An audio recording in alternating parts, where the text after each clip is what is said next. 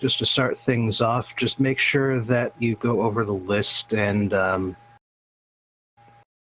yeah, Grenesh's father.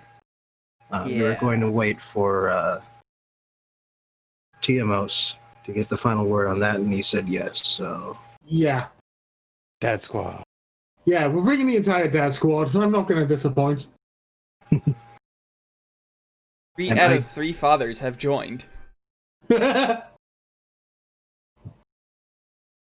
right, and I did want to add that, like after the big meeting, Grenesh's father takes him aside and says, "Look, son, I know I haven't been good for too much as a father, but there is one thing I've always been good at, and that is kicking ass. I want to be there for you this time, son." Good at kicking ass, but then we'll stand together. We'll do that, son. Good at kicking ass, but horrible at identifying bodies. Again, have you seen a completely burned body? I try not to. No, but also, if Dental I didn't... records can fail. I'm just saying, if I hadn't said it, then Torpo would have. No, I already made the kicking his own ass joke. That's Okay. enough for me for now. Okay.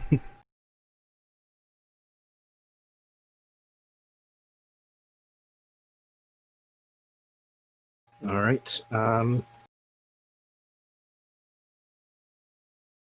Let me just make sure I've got all the books up that I'll need.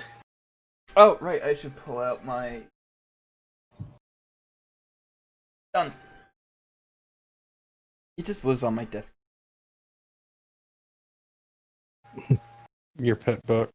Also, because I'm a forgetful SOB, do we get potions before we start, or is this going to be a case of whatever you got left? Well, nothing has happened to Viana, at least not yet. And so your potion supply, which comes from the local gnomes, should also be fine. God damn my space juice. Greater potion. How many of those do we get? 5? Okay. Delicious space juice. Are those the 4d4 plus 4 ones? Yeah. Yes. Cool. And those are all we get. We don't, unless we want to buy like stronger ones. Can we buy stronger ones? Is there a greatest potion of healing? There are two more levels of potions, but the one in town is busy enough making the ones you get for free. Okay, fair enough. Behold my new and improved pretty damn alright potion.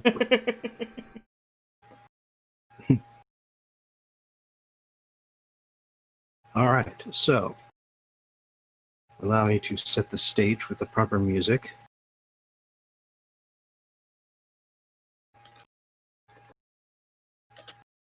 So,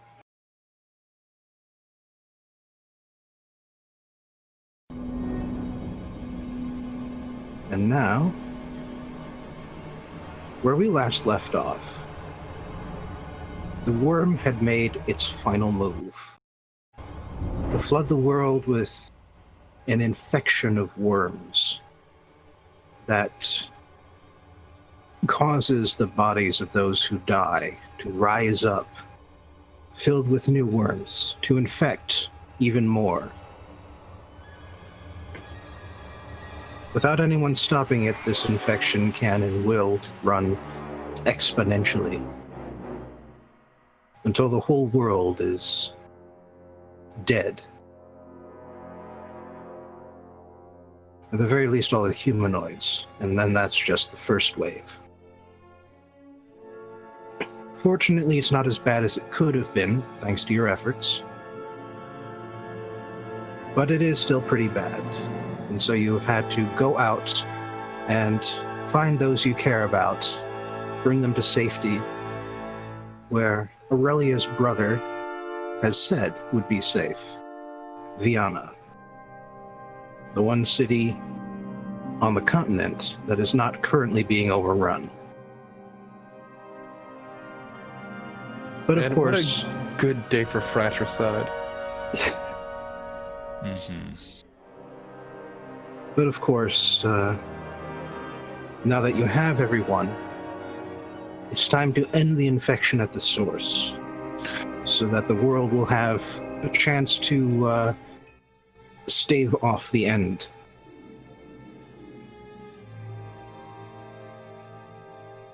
The zombies are sort of self-populating, but without the backing of a powerful necromancer, whatever form of magic is creating them, the powerful adventurers and other mystical creatures of this world will be able to deal with the threat in time.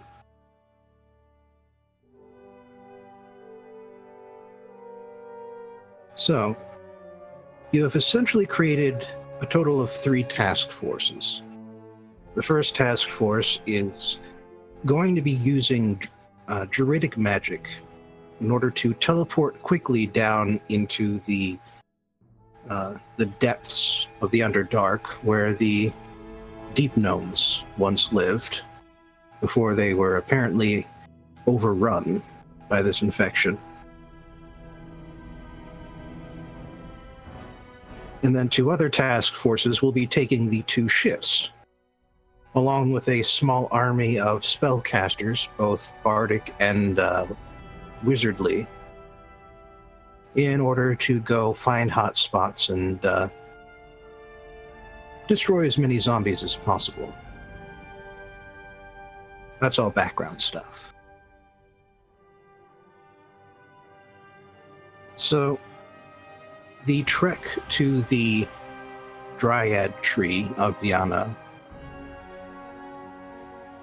well, it doesn't actually have to take very long at all. Well, you aren't going to take the ship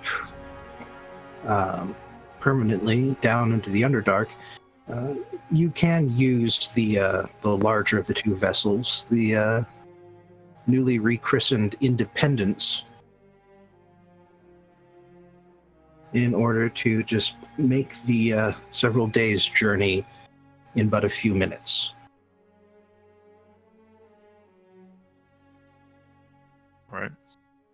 As such, you sort of drop in among the branches of the tree. Forest canopy is pretty thick around the Quinta tree, as you might expect. And at least initially, you don't see the Dryad anywhere around.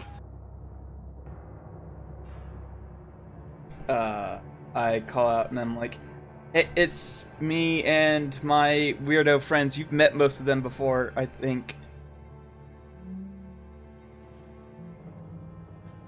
Who? Judith. Hello? Oh, hey, Lake, it's you. Yeah, hi.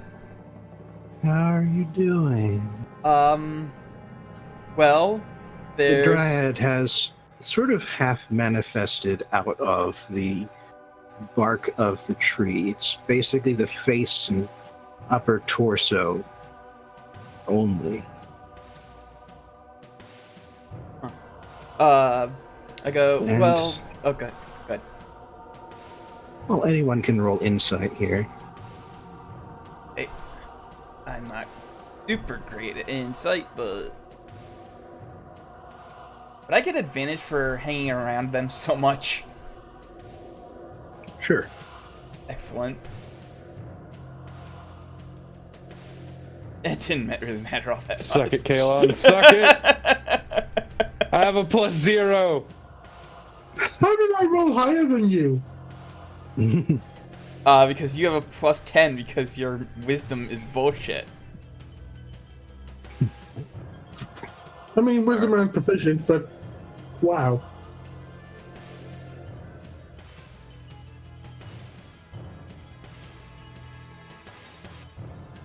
Alright, well, these other squares might not know, but you, Willie, are very familiar with what it looks like when someone is on sedatives. God damn it. Fucking drug-addled tree. I'm gonna have to share later. You don't want to take sedatives. I reply with, well, things aren't great right now. There's sort of a apocalypse situation going on, and we need to get to the gnomes, like, portion of the Underdark as quickly as possible.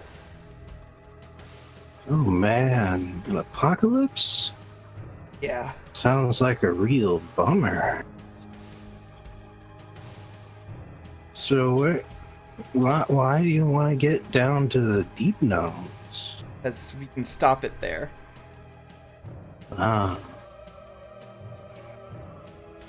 So how are you going to get down to the deep gnomes? I explained the plan, which I don't remember off the top of my head, but in character, it has been like 15 minutes since we discussed it, so... It is the spell Transport via Plants, which allows you to enter one tree and exit the another tree of the same species up to 500 miles away. And technically, number one, Kinta trees are the same species as the mother tree, and number two, the mother tree is herself pretty much everywhere. Yeah. Okay. I explain all that. Oh yeah. Yeah, I guess that could work. Yeah, so we're gonna need to borrow you for a little bit, I guess. Oh. Yeah. I guess that could work. Inside Lake is dying because this is the worst time to be getting high. Oh my god. This is actually not at all how she behaves normally. I know. Yeah. And you can ask. I mean, is everything okay? What's going on? You're not Yeah. being yourself. It's okay. It's just, well, the community is just, kind of chilled out right now, I guess. What does that even mean? I think I would know in character what that even means, but Dryad is most likely referring to the community of the mother tree. okay. Is there any reason why? I don't know. But it feels kind of nice. This is probably worm shit. Okay. Anything do to, like, detox her? Them? At the moment, it's her. Okay. Is there anything that we can do to detox her that I...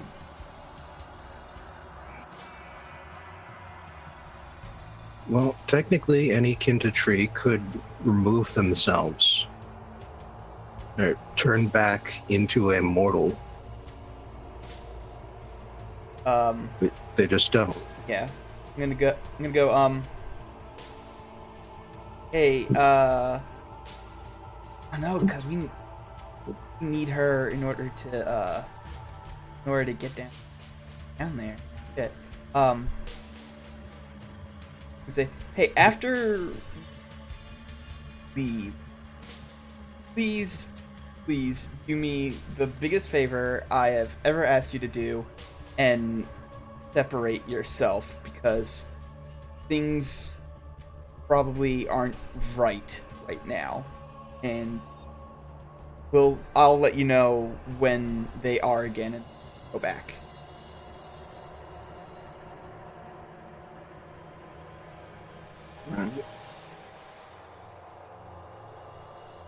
Well, she nods at you, but part of the problem is that you also need her to cast transport via plants. No, that's what I'm saying. Like after. That's why I said after we leave. Oh.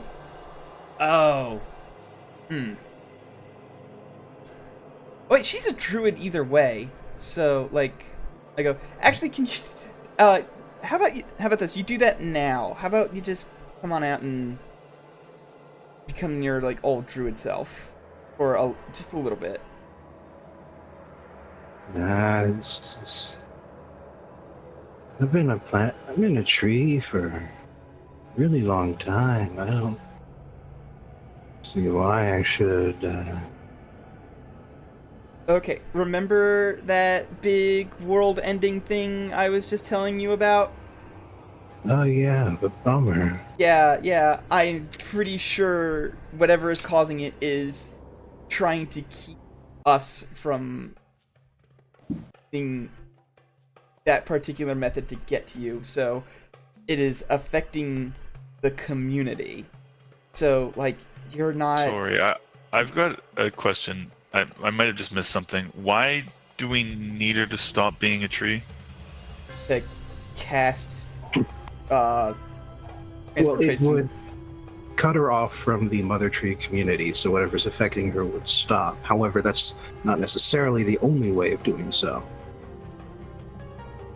Is what's affecting her a problem for casting the spell? She currently seems to be a little too out of it to really understand the stakes of what's the situation. Okay.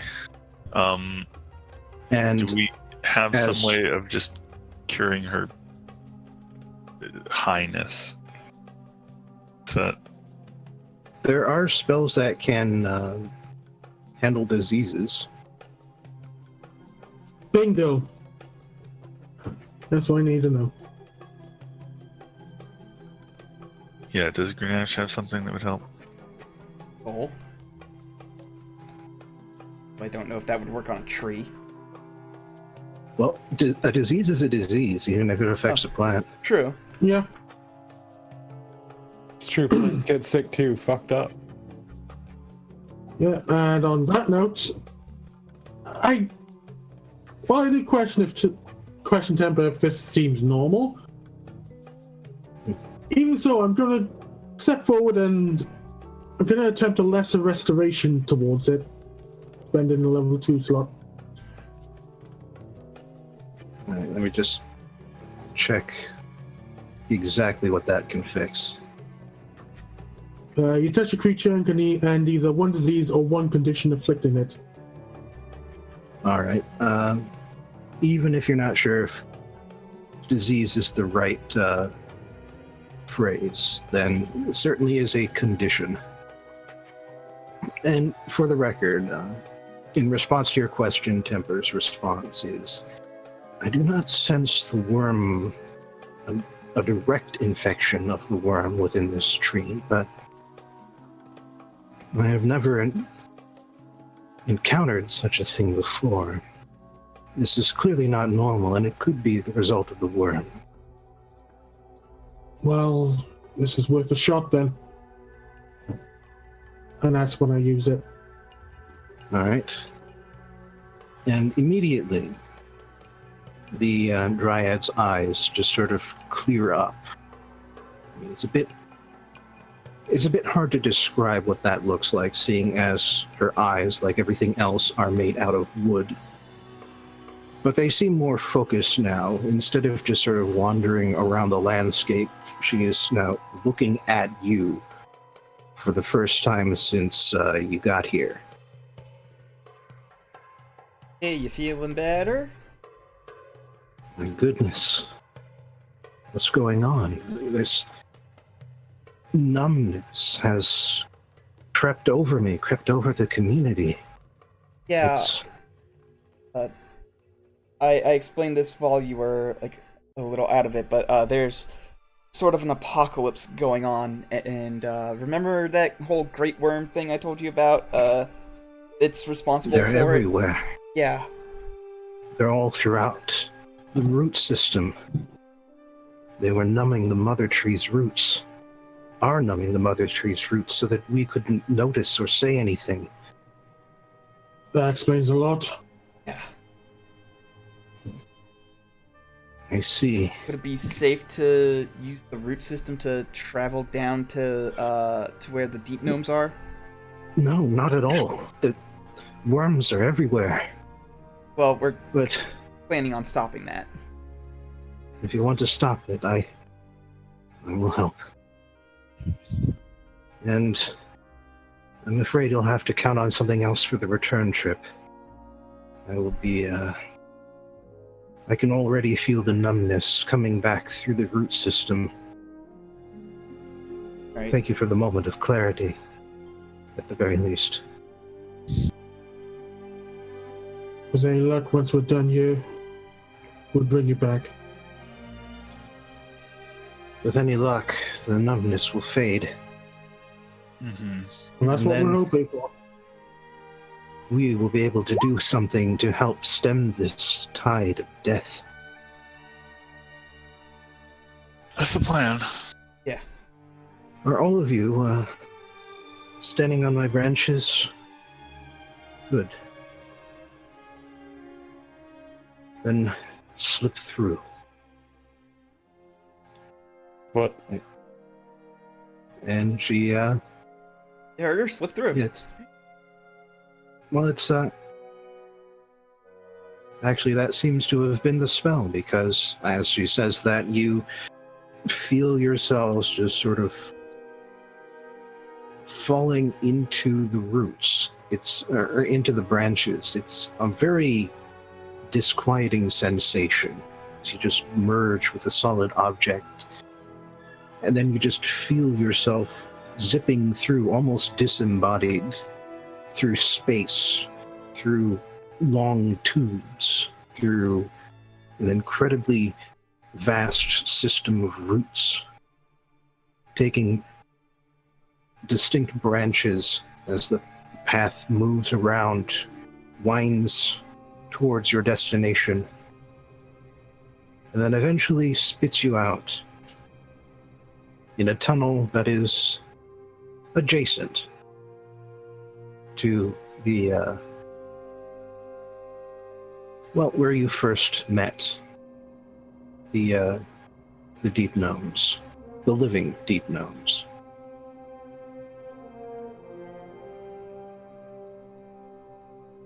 You know, let's never do that again.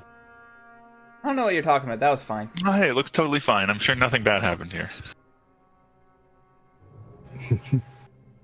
You know, I'm lights glad are we even can't still make that on. return trip. You end up falling just a bit out of one of the roots that sort of arcs across the cavern's ceiling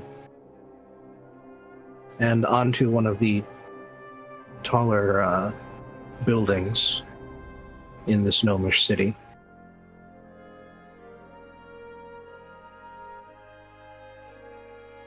You appear to have bypassed the Guardians entirely, the ones that separate the deep gnomes from the rest of the Underdark. Good. I didn't want to deal with them again. But at the moment, you see no signs of life, no signs of movement. There are some lights, but they aren't moving or flickering. They may be using continual flames for lighting up the streets and avenues of the city. And as such, nothing's happened to them. They don't need tending. So it's hard to say how long this situation has been like this. Can you sense anything, Temper? Nothing at all. We might be in the clear then for now. It'll give us time to assess the situation. It may have been the Dryad's intention to set us somewhere where the fighting and concentration of worms was minimal. It makes sense that they spread out from you That then. makes sense.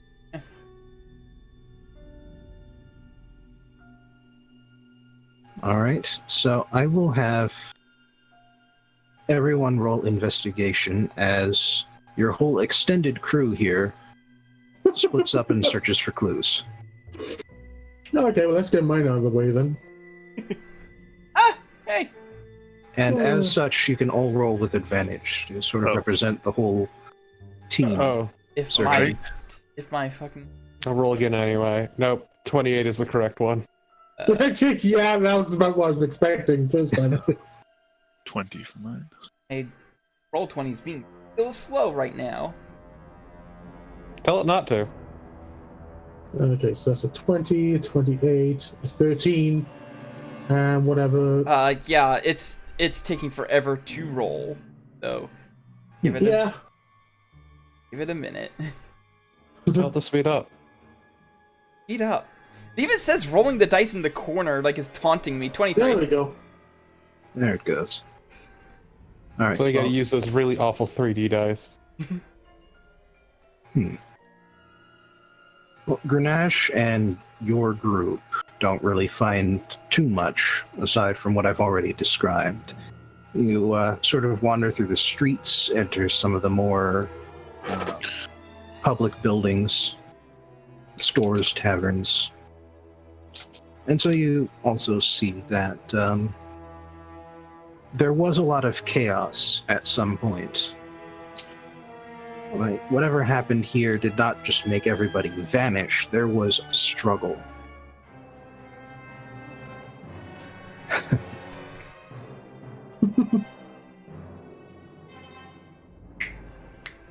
So, Aurelia, Yes. you, your group just starts investigating into the residences as well.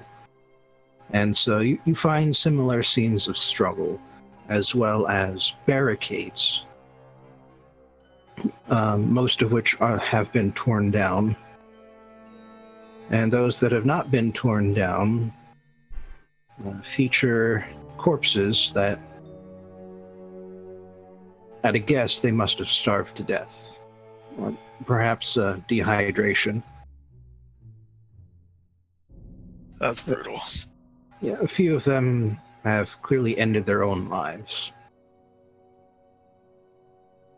Well, But the fact that there are no corpses anywhere else would indicate that they have been moved. And you can pretty much guess how and why. can I? Worms. Yeah, worm zombies. Sorry, you mean? Oh, okay. I think I misunderstood what you were saying. I thought you were saying these corpses had been moved, and I was Oh, like, no, why would these corpses be moved? These are Yeah, the you only- mean the other these are- corpses moved because Yes. they were animated? Yeah, okay, Okay. No, that makes sense. These are the ones behind the barricades that were not broken down are the only corpses you find. Fair enough. Well, hey, at least these ones could theoretically be brought back, so the deep gnomes won't necessarily be extinct. No, just mostly extinct. Yeah. But You that is a know problem what? for not right now. So That sucks, but I'm not gonna lose any sleep over it. Lake's group enters what appear to be the big municipal buildings, temples, the civic centers, that sort of thing. And so what you find are more barricades, sturdier barricades, and as a matter of fact, some of them appear to have been disassembled, like in an orderly fashion rather than smashed through. And behind the removed barricades, you don't find anyone at all. Hey, maybe some out. Yeah. See? Because, like, as awful as these guys are, I do not wish for the entire extermination of their race just because they are a little unpleasant. Yeah, Yeah. that'd be a bit much. Yeah. I'd be worried at that point. The worms, on the other hand, Yeah. They're a little more They than are. a bit unpleasant. yeah. They kind of are the extermination. Anyway, To be fair, the worms are more a tool than anything. exactly. And Lily's group, under her expert guidance, searches for the homes of those who look like they deal with magic or writing a lot. Scribes, wizards, bardic professors, that sort of thing. Lily's looking for the nerds. Yes, because they are the ones who are most likely to, while under siege from worm zombies, write about it. I mean, yeah. And you don't turn up too much, but you do eventually come across a journal that Every page describes says,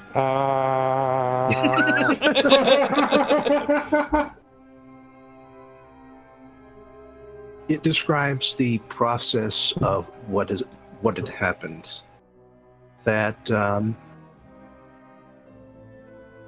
it started with the deepest caverns going quiet, the ones that are directly adjacent to the Underdark. This was concerning, but not in a unique way. The Underdark is full of very dangerous creatures, and so, the new caverns and new tunnels open into the Deep Gnome territory all the time. And so while there is that main entrance that you guys had to go through, sometimes a purple worm just burrows in, and then the big pack of troglodytes run in after it. Not much they can do to set up big defenses for something that just sort of happens like that. But this, of course, was different. Reinforcements were sent down, and when they came back up, they were covered in worms and infecting everybody around them. Something that the author notes is unique about this whole situation is the speed of the infection. He has never before encountered a disease or parasite that is able to turn around and become infectious within bare minutes of the person becoming deceased. This is, as he describes it, necromancy of the most disgusting variety. it's not wrong. You also notice that while the account begins with a few morbid jokes peppered in, just sort of like the gnome couldn't help himself, Yeah, towards shocking. the end there is just a list of facts of what's been happening, who it's been happening to, where people have been holding up. No attempt even at a narrative.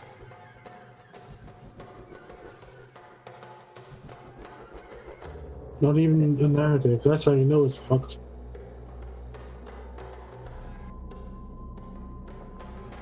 Look, these aren't the apocalypse logs I know and love. How dare you? And at the end of it, there is a note, just sort of scrawled at the bottom. It says, worms have moved on. We've 5 names have gone down to the depths to investigate where they came from. No new seismology indicates no new tunnels.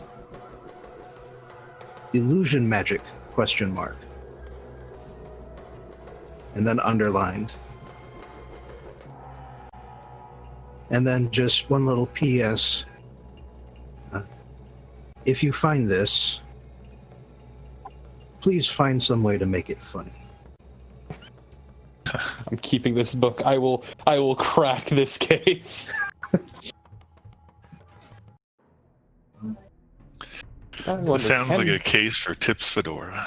Exactly. But yeah, no. This can the worms use the magic of their host?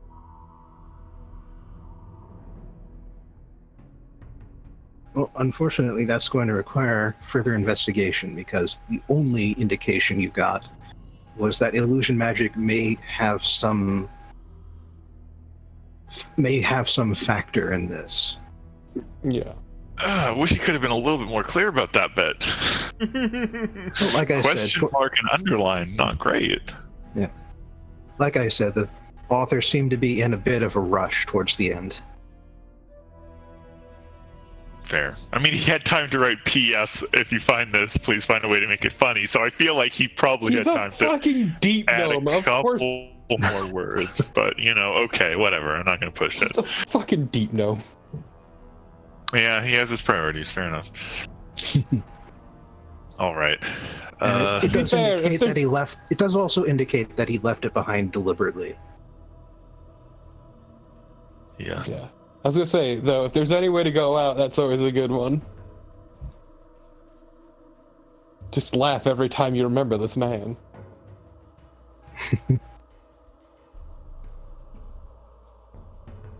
Is that some sort of Hitler reference? No, What? no, it's not. What? What? What? Why? No, what? Bobbin? No, I'm just saying, like, it was like one of Mel Brooks's priorities was turning the Third Reich into a joke. Ah, Oh, okay. okay. Fair enough. That's what I meant. Holding on to the sternal low.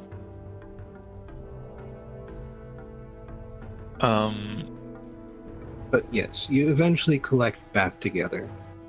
None of you have had any run-ins with the spawn of Acanthus, and so you have some time to just share what you've learned, hand the account around for other people to read. Well, it looks like some of them got out before it got too bad, because found a barricade that looks like it was deconstructed as opposed to smashed down. So. Right. Well, either way, I think the most important thing is, I mean, it does make sense that they would not, the spawn would not stick around here. And there's nothing else to eat. The goal was to overwhelm the surface, so yeah. Still worried about that illusion magic bit. Yeah, same. Well, we'll just have to be careful, I suppose. Really fucking hope the worms can't use magic. Well, if I was the deep gnomes, I might have thought, wondering about how I could possibly use illusion magic against them. I mean, seeing as I'm an illusionist, it would be kind of a priority, and I happen to know them gnomes are pretty damn famous for their abilities. For better or worse.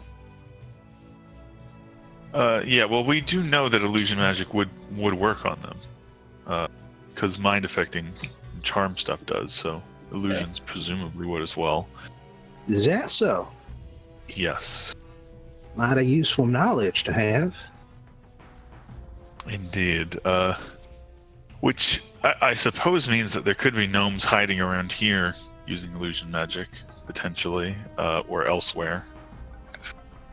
If they're around here, wouldn't they have seen this stuff? But I don't know why they would still hide once the spawn leaves, so... Exactly. Yeah, and they sure as hellfire wouldn't mistake us for them. I mean, Yeah. I don't Not think for long, those at least. worms have figured out how to mimic the living just yet.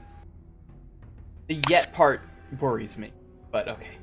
That's it. I don't think it's relevant. Aside from all the cultists who get infected by a small number of worms, of course. Yes. I'm not sure the deep gnomes know about those guys, though. I don't think that's particularly important to worry about at present. If we deal with, Camillio and whatever else is down here, yeah, I mean, we're probably not going to run into too many people down here who aren't our enemies, so Yeah. I don't think we need to worry too much about that. Well, by the sound of things, they've came out of the depths. And according to this, out of no fresh tunnels. So we should probably find a map and figure out how to get down to where this place meets the Underdark. Right? Yeah, I was going to say something similar. Go find app shop, I guess.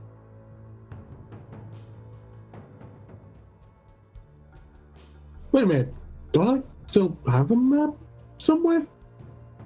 That's probably outdated. Yeah. It's like years and years old. There's probably new tunnels and tunnels that have collapsed. Still more accurate than nothing. No, actually, it'd almost be detrimental, honestly. Yeah. Wait, are you talking about the old map you guys had from... Our first fray into the Underdark, yeah. Yeah. Well, that's... That was... That is, in fact, unhelpful, but not for the reasons you've mentioned.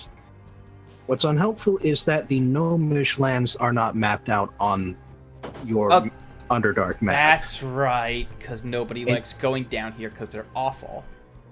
And in any event, the point of the map was to just sort of show you the neutral tunnels between territories. So it simply was not a map of gnomish lands. So yeah, we should probably go find a map maker. They have a map of Gnomish Land. Also the tunnels. And yeah, there might be a cartographer around here.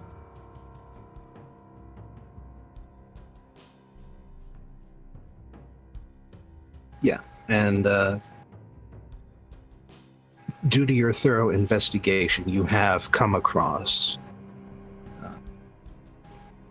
a shop that was obviously in the business of selling maps, and so you are able to go there, and maps of gnomish underground territories are fairly common.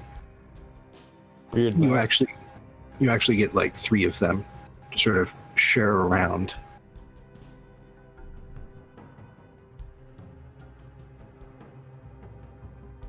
Alright, looks like down we go. All right. The trip takes less time than you'd expect. As it turns out, while the gnomes have expanded across pretty much the entire peninsula on the surface, the deep gnome community is much smaller and more concentrated.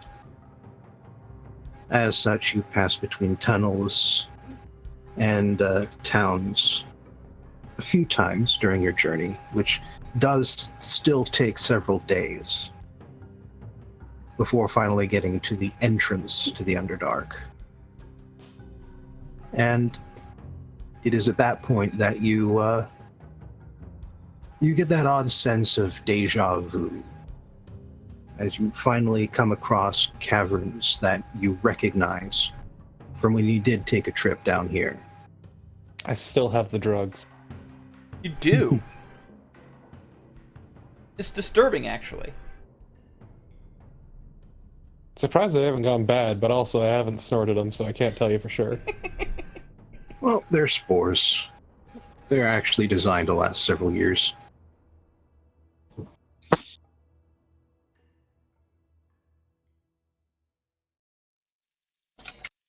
Anyway,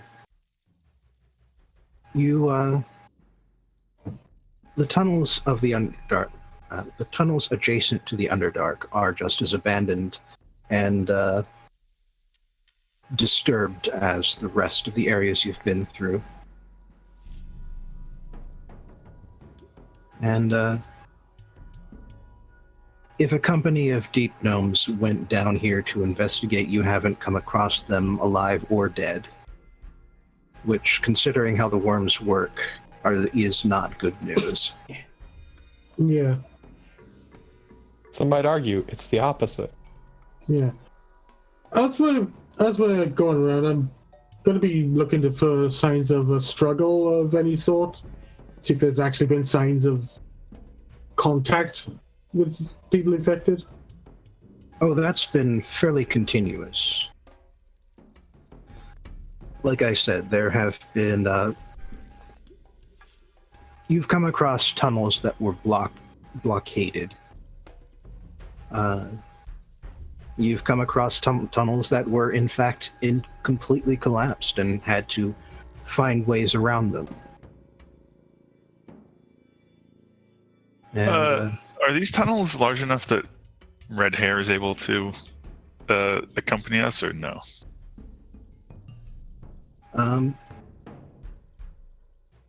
Well, they are designed for, like, commerce. And so they aren't, so small that a griffin would have trouble. Okay, just checking. But that being said, if you do come across a tight squeeze, you can always unsummon her and then summon her back. Yeah, but that takes time. It And does, and these- it also takes a spell slot. And this has been over the course of several days. Yeah, true. Yeah, I just meant if, like, all the tunnels are too small, I just wouldn't bother. Nah.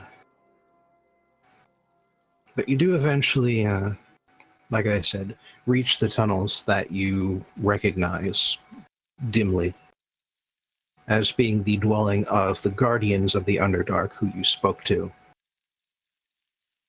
And you, in fact, come across the very rooms where you had slept, the rooms with the expanded illusory view. Except now it seems a little bit off. The illusory rooms that you had encountered before were of just sort of above ground pastoral landscapes. A great big, as I recall, it was something like a great big jungle, a wide open plain, that sort of thing. But when you open the room into the jungle, it is choked with vines. The trees are dead and withering. No animal sounds or insects can be heard. And in the plains, there is similar devastation. The landscape has turned gray and infertile. The rolling hills, nothing more than dust and sand and shattered rocks. The sky above, no longer pure and blue, but overcast, and in such a way that you can't even tell the contours of the clouds.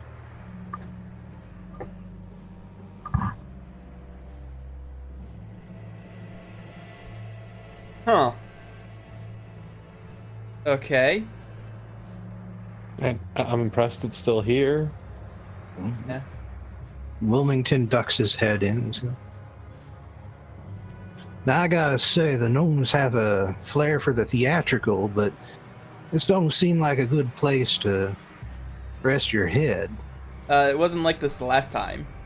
It was much nicer. I think they're depressed. Is that so? I think know if they this- were. If I think if they were depressed, they wouldn't have gone through all the huge trouble of changing out the landscape here. I mean, Well, you know, artists. You don't know these gnomes.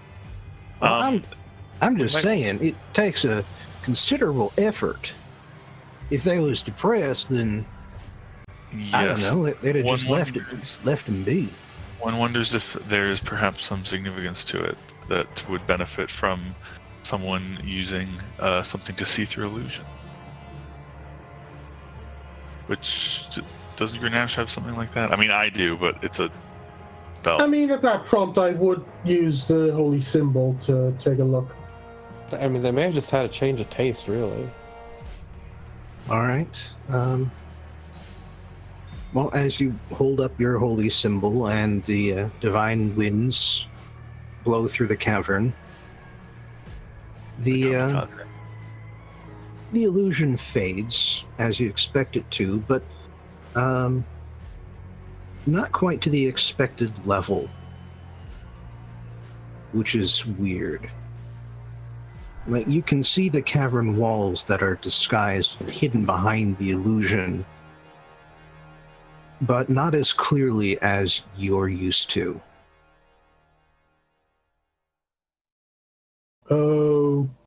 Okay. Wilmington? Only Grenache can see this. Yeah, can you describe it to Wilmington and ask him what the fuck it means? It's like... I'm looking, but it's like it's trying to persist, like it's trying to still be seen.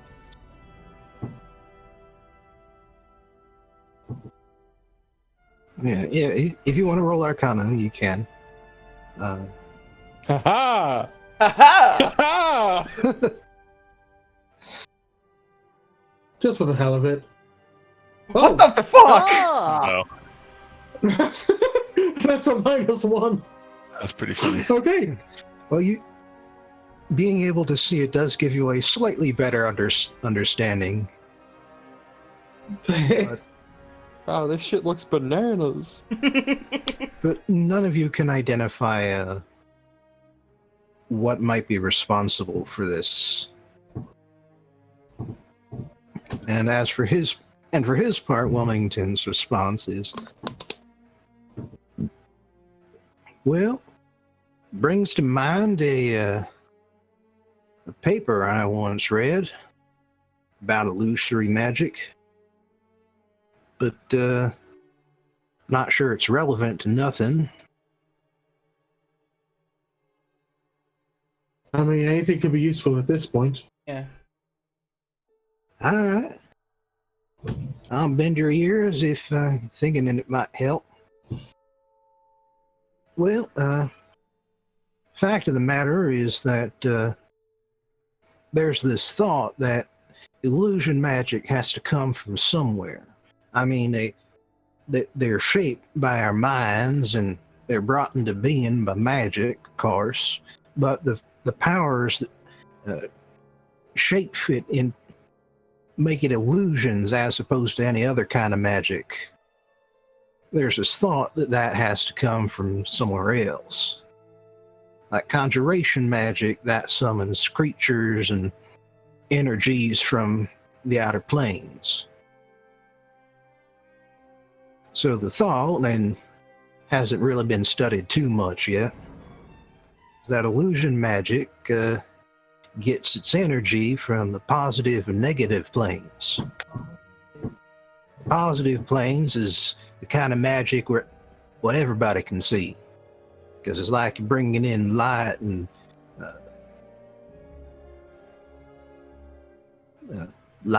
sounds and, well, energy, and making a false life, so to speak.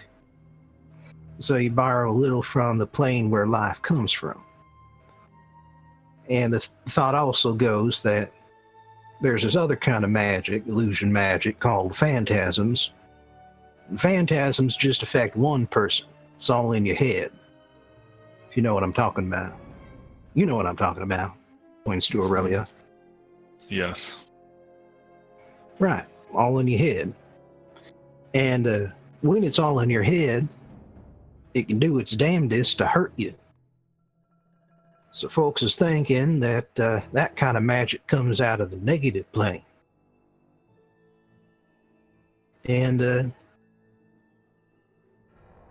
if these illusions ain't quite going away, maybe they're pulling just a little more energy.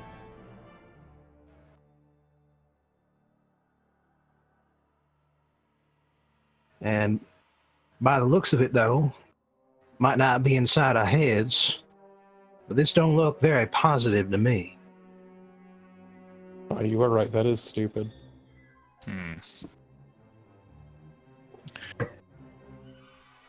Well,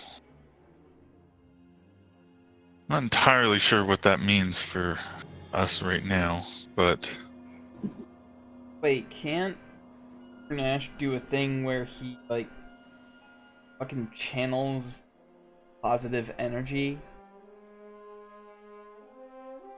Huh? Channel Divinity. I'm talking about the class feature Channel Divinity. Well, it's really channeled for a very specific purpose. Alas, he cannot channel the sad energy. No, I was thinking about, like, just radiating positive energy out into it, see if it would cancel it out, but... Well, if there ain't no one here, then I guess we gotta go further in. See about going into the Underdark. Y'all been talking about those guardians. They shouldn't stop us if we's coming from inside the Gnome Lands, right? I would hope not. We haven't tested it yet. I have very foggy memories of my entire time here, so Yeah, it's a fucking haze. I'm not just saying that because of the spores. If I remember correctly, they got up, they started declaring their intention to punch somebody. No, that was the king who I got these spores from. all right. Well, if we're not going to learn any more here, I guess we should just move on. And to be fair, the mushroom people were perfectly lovely. It was the other shit that happened that wasn't so much. Anyway, let's go.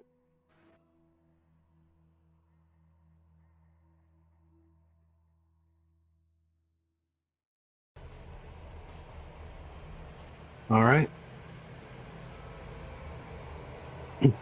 Takes you a little while to remember the exact way back towards the Underdark, towards the challenges. But you get there eventually. And you recall that the last challenge of the Deep Gnomes was the twisty maze of passages, all alike. And eventually you made your way out by finding a ladder and a trapdoor. And so you find the trapdoor, see the ladder going down. And the twisty passage around you appears much the same as it did before. Only this time in better lighting, because you have wizards with you who are human and actually require lights. Oh yeah, that's right, we never fucking used lights. Oh yeah, that's right. We just see in the dark, all of us. Yep. The best racial feature of D&D, the one that basically everyone but humans has. And halflings and dragonborn for some reason. Fair enough. Yeah, halflings are basically tiny humans anyway. They're humans cut off at the knees. Oh, so they're Cotton Hill. I mean, no, halflings are lovely people.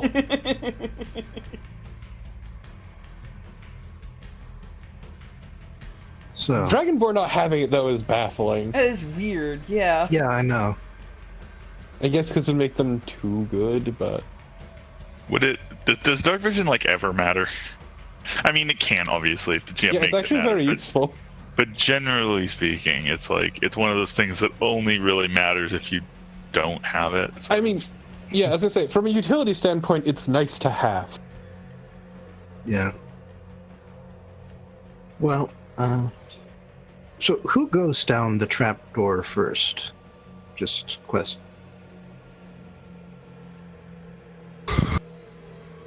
Grenache should lead the way. Everyone looks at Grenache. Can I just look at my father at this point? Okay. Look, your dad believes in you. Your dad knows you can do it. Go down the trap door.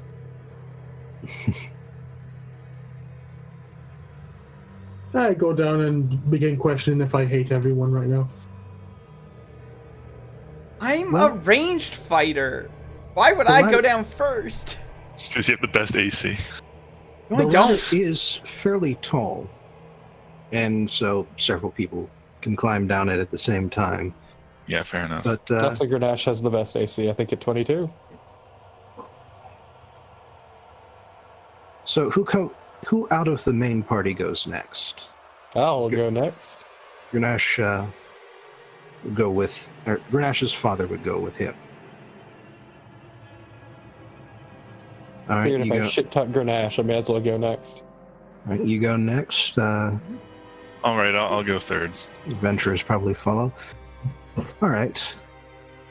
Well, like I said, the cavern surrounding the ladder looks the same as it always did. You got a pretty good look at it because all of the caverns in this particular complex look identical. But nothing happens, nothing strikes out at you until Aurelia descends the ladder and touches the floor of the cavern. Because at that moment, one of the ancient gnomes who developed these caverns, I believe it was Lemon Party who made the maze. Yes, it was Lemon Party who did the maze. Okay. But do you remember that? So Lemon Party just appears, but looks a bit off. Sort of a scraggly, patchy beard, bits of hair missing, a sickly pallor. But the same old expression just pasted on the unhealthy face. Fucking monarch spores, not even once. And the illusion says, "Welcome, come, oh, you have been expected. Please enter the maze." Yeah, I don't remember it doing that last time. Yeah, that's a little weird. The fact that it's specifically targeted at Aurelia is a little suspicious because there's really no reason that anyone other than Camillio would that I can think of. I don't think the gnomes would have any Yeah, which particular means reason he's to target expecting something us. towards Aurelia. Yeah. I mean, well, look, That's who's gonna specifically you. remember or call out Lily? Anyone who would do that is probably dead. I mean, Or we here. did kill the one person who would call you out. Worth it. All right. Okay. Again, my memory of this is like so bad. I don't know why this specific like adventure. I have so much trouble remembering anything that happened in it. You tried to forget. What was the maze? It was a maze where everything looked the same. Yeah. And how did we get through it last time? Through A sheer lot of bullheaded determination. Yep. Yeah, we Okay. kind of brute forced it. Well, let's investigate this chamber further, just in case there are any more clues. I don't like the idea of walking into a trap, but I don't know what Oh, this reeks of a option we trap. have. Oh, it's 100% a trap. Yeah. Yeah, I mean, we know it's a trap. We know that. I mean, Camillio is not stupid. He almost certainly assumed that we would be coming, and this seems to confirm it. So, He is Yeah. stupid for fucking with us, but also, yeah, no, this is a well, trap. I mean, he didn't really have an option there. He obviously threw in with, like. I mean, he could have not had worms he shoved must into his have brain. Well, yes. I mean, okay. Look, we don't know the exact context for that. Obviously, that was a bad call, but that's not really what's at issue here. You must have really pissed him off. I mean, I did steal his inheritance. Yeah. No, I can definitely see. All right. I would like to take a quick look around. Okay, Yeah, I'll well, investigate. Aurelia is rattled. She doesn't know what That the fuck is she's looking incorrect. That is a 24. Oh, are we doing investigation? Okay, hold I'll on a second. investigate it.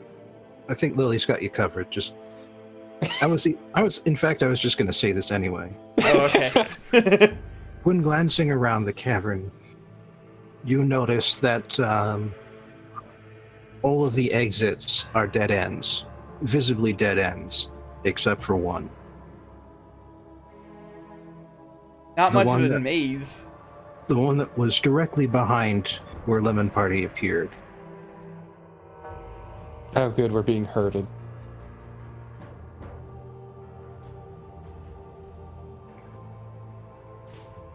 Good. It's not great. No, it's wonderful. I sort of almost wonder if. I mean, probably doesn't matter. I was wondering if it would make more sense for someone other than Aurelia to go, like, first, in case there are things that are specifically triggered to her. I mean, that's why we have Grenache.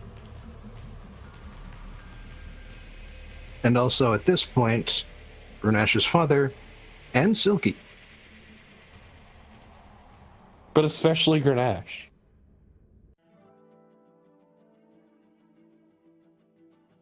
Look, Alright, then. Grenache is much easier to manipulate than those other two. Grenache has a And sense we of can't righteousness and duty. discern any more information about the illusion itself. Like the hologram thing. I know it's not a hologram, I'm picturing it as a hologram. It effectively is a hologram. Yeah, can we try Hologram rolling just repeats Arcana come again? over and over again. I mean, Lemon Party would say that, wouldn't he? As much as the gnomish magic here has been tampered with, some things are unavoidably gnomish still. Yeah. All right. Okay, well, if I'm I don't leading, know. I can't think of anything else to do. If there's nothing else we can find investigating, we don't really have any option but to proceed. Wait, No. So let's Hold wait on. for everyone to get down the ladder and then. there's fucking illusion magic everywhere. Maybe we should like try patting our hands against the places where there were entrances before. See if they're just trying to close us off to going certain directions. Yeah. Well, I believe True Sight from the item only lasts for 10 minutes, but it's still Yeah. got 2 charges left. So is that what you guys want to do? I mean, might as well. It might be helpful for the first 10 minutes or so of walking down Yeah. the maze too. So That's what I mean, because it's only 10 minutes and I've only got 2 charges, so... Is right. it something we want to do now, or do you want to do it later? I don't know. I mean, I think it's unlikely that. I mean, maybe we should save it. I just Maybe don't know we if should it's worth save it. being super I We think- conservative. could just throw rocks. Yeah, we could just throw rocks. Well, it depends on the type of illusion, right? Like, aren't These gnomes have been using illusions that you can... Mostly. I mean, I've got ball bearings. I have I've got them so from the many start of the ball game. all bearings. right? Well, let's quickly investigate with rocks or whatever, and Ball bearings work in a pinch. We're surrounded by rocks. Yeah. Yeah, but the cavern has actually been studiously cleaned out. Carefully cleaned out, I mean. Well, luckily I have all of these fucking ball bearings. okay, so let's just we do can just it. throw the ball bearings. We don't need to discuss it for hours. Just throw them. And Yeah, the ball bearings clatter out and bounce back off of the dead ends. Okay. Well, Glad we did not waste a true sight on that. nowhere to go but forward. Yep. Hmm. Lead on. Yeah. Should we have like Lily or someone look for traps, or I don't know. I mean, Well, as a note going forward, keep an eye out. yeah, as a note going forward, I do use my gem of brightness. I'm attached light to the end of temper. All right. Just saying, but like I said, the wizards are also casting light regularly. Yeah, but if I'm taking the lead, I'm gonna have to. But I'm you gonna have need dark- to have them see behind me. So Yeah, you have dark vision. I have dark vision. The wizards don't. Yeah, but they have lights. and they're casting light. Yeah. Yeah. And I'm in it's front. allowing them to see even further forward by using light himself. Okay, well that's fair enough then. It's not our fault their eyes are pathetic. No, but at least I'm helping them save my life if I need it. All right, this is. Yep. So, the caverns continue on in a straight line. Each one is identical, as you recall, but the winding passageways that connect them don't appear to be winding anymore. There's no worry of you losing your sense of direction or losing track of which way is north or south. Because, so far as you can tell, you are always headed east. You started heading east. You are still heading east. And yet you keep entering the same cavern over and over again. Well, you may want to roll perception. Perception, you say? Any of you, or all of you. Oh, 27. Yeah, Probably all of us. time to roll my most powerful skill.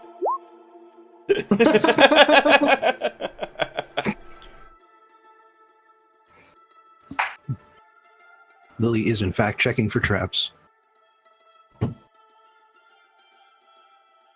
But what Lake notices is that there are subtle changes to the nature of the cavern as it repeats. Previously, it had been identical. Like, the gnomes were very proud of the fact that they had carved each one out to be identical and thus confuse any Underdark invaders that managed to get this far. But in this case, there are subtle changes happening. The stalactites on the ceiling are getting longer. The cavern walls are taking on a slightly darker and more threatening aspect to them somehow. It's hard to tell exactly, but you could swear that from some angles they look like faces. Faces that are reaching out to eat you. Gross. Guys, remember how last time came down this way, all the rooms were exactly identical? Yeah, I would take the deep gnomes being incredibly unfunny over this shit. Yeah, this is not identical anymore. Mm-hmm. As the journey continues, you one by one start realizing the difference.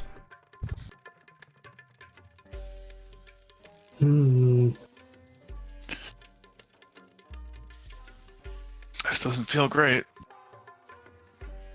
I mean, it's very clear that they're expecting us. Yeah. Finally, the most unexpected thing happens. You see a light. A dim light. further ahead than Grenache is. A different color.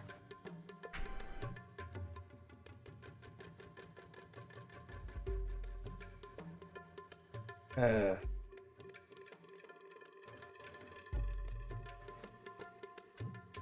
so finally the cavern ends. And you are not where you expected yourselves to be.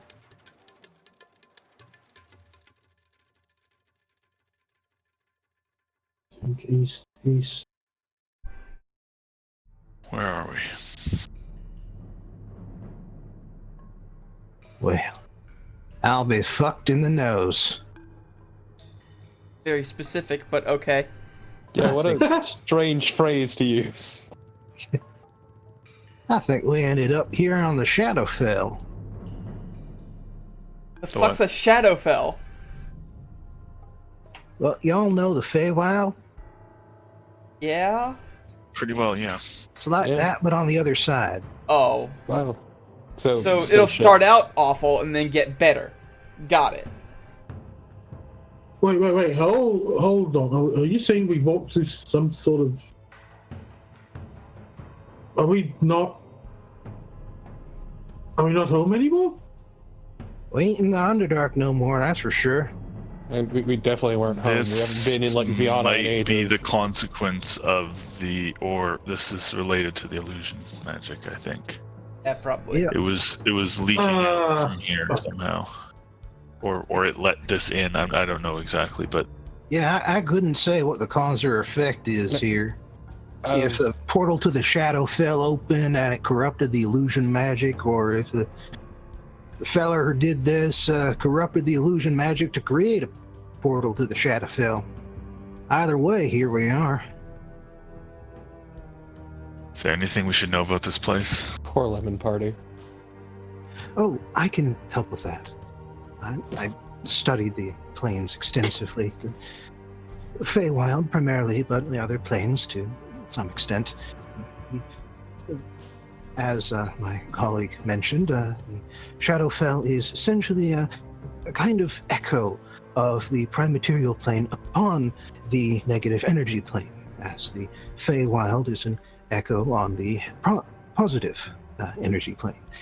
So where the Feywild is more vibrant, more alive, also more dangerous, the Shadowfell is a little more dead and undead and sapping of energy and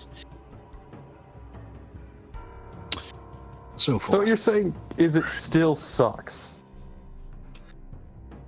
But it's Literally even and more. figuratively. Well, it's the opposite of the Feywild, so if you think it sucks, you must think the Feywild is good. Check me. No, I have never said that. Do not put words into my mouth. I will simply say that outside of the prime material plane, those denizens of the material are generally at a loss. All right.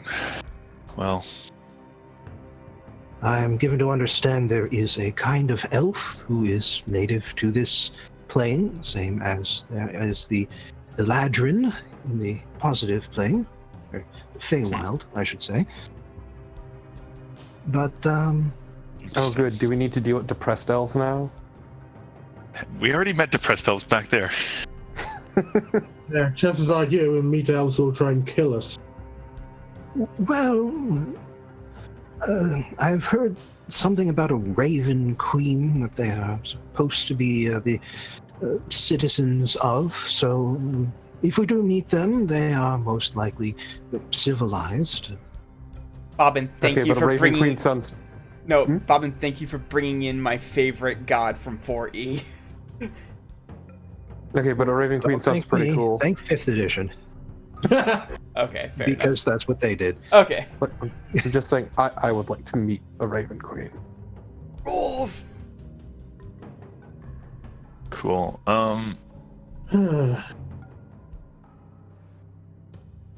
But, well, it's for what I know about the Shadowfell, they might have built this citadel in front of us, or it could simply be a some exaggerated shadow of a location on the prime material plane. Or some ancient edifice that, in our world, long since crumbled to dust, but here still stands. Can I use history to Oh. see if that's the case? Sure. I assume it won't work, but I get so few opportunities to roll history. Oh, hey. You have had time to study the various architectural styles and periods from Karosdak, both when you were growing up and when you were out traveling the continent. This appears to be all of them and none of them. It's a strange amalgam of styles, mostly from Relgoth, but you see some gnomish arches, some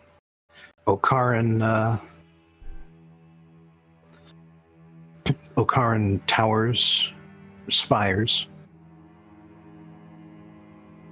And then, of course, the landscape surrounding you is like nothing on the planet you know. All right. So we're dealing with this world's version of Eddie Haymore. All right. I don't know if any of you will get that, but Nope, way over my head.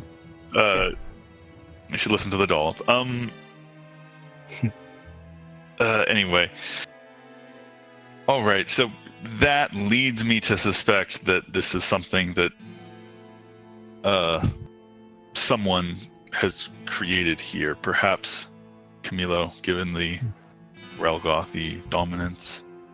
Possibly. But it also but it looks could be old something enough else. that, yeah, it could just simply be an imperfect echo. Like if Fair three enough. people shouted the same word from different sides of a canyon, Right. and I one see. person was in the center and heard them all at the same time. Right. Okay. If that was architecture, then you'd be looking at it. I see. Okay, so one, let's hope that this is still the same place as before. Two, we could be led here by him, so we'll have to get to the bottom of this first before we do anything else. Yeah, by the I looks of mean, it. I don't know. I don't know what our options are here. I think that we're being led to a specific place, and that is both good and bad at the same time. Yeah. As I say, I think this is hubris, and if that's the case, then I guess this is the stage on which we fight.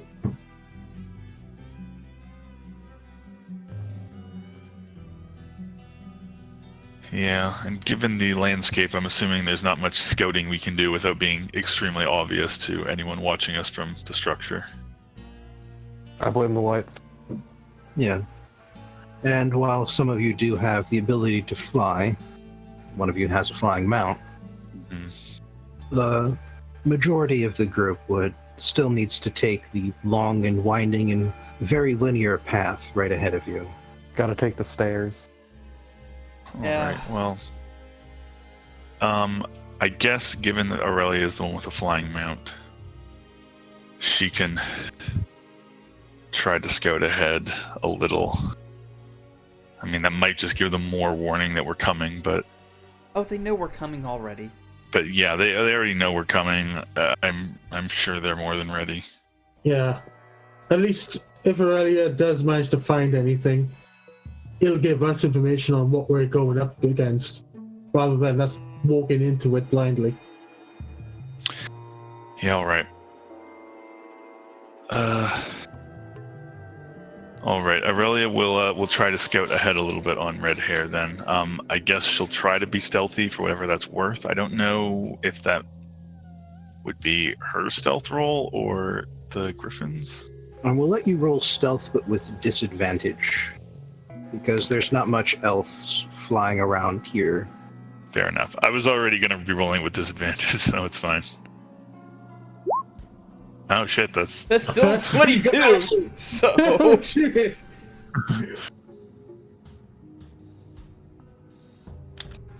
Like an owl in the sky. And it does help that this sort of eternal twilight makes it hard to discern details from too far away. I mean, of course, that also works to your detriment, but it means that you're fairly confident that only the most eagle-eyed of scouts will be able to spot you. So, with that in mind, roll perception with disadvantage. And now watch me do terribly on this and invalidate everything. Yeah.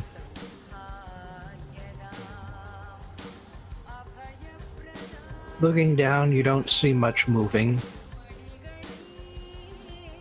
The bits of rock seem to be floating independently around here. Above the spire at the center of the citadel and around it. And as you watch your party slowly climb its way up to the level of the citadel, you notice something odd, which is that you are perceptionally you seem to be moving faster than you are, but you don't feel like you're moving faster. Huh. As in, you have flown on Red Hair many times before, and so you know about how fast she goes.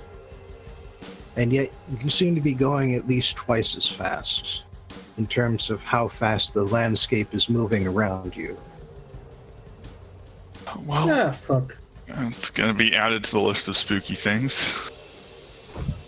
It seems like time and space are more of recommendations than they are requirements, like they are in the prime material plane. What a lovely place. Keep that in mind. Bobbin, just because I say linear time is bullshit doesn't mean I want you to incorporate into your games. It does kind of remind you of how things worked back on the Feywild, where the way to get to the dismal swamp where the hags lived was to find the most dismal-looking spot of the forest around you and walk in that direction. Right. This is all new to me. Fucking Yeah. sucks. Yeah, and the people on the ground also do experience something of a similar feeling, because after walking along the long and winding path for a ways, you look back and you see far more of it than you had expected. Like, it felt like you walked a mile, you turn around, there's 5 miles of path behind you, down to where the cavern opens out onto this expanse.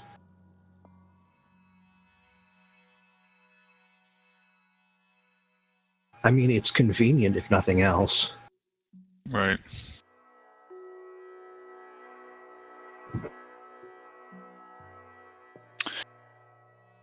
Well, let's go,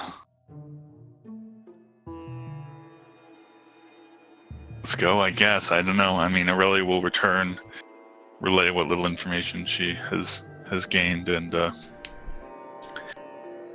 I guess we just walk up to the place. Nowhere to go but up. Mm-hmm. Yeah, let's keep going then. The entrance to the citadel that you find is fairly small, at least as far as, citadel double doors go. You've been through much bigger entrances. This one is a storm giant. This one's a bit more on the modest size. And as you enter the courtyard, you start to hear the sounds of insects. The rush of wind between trees. Not quite what you expected just from looking around you.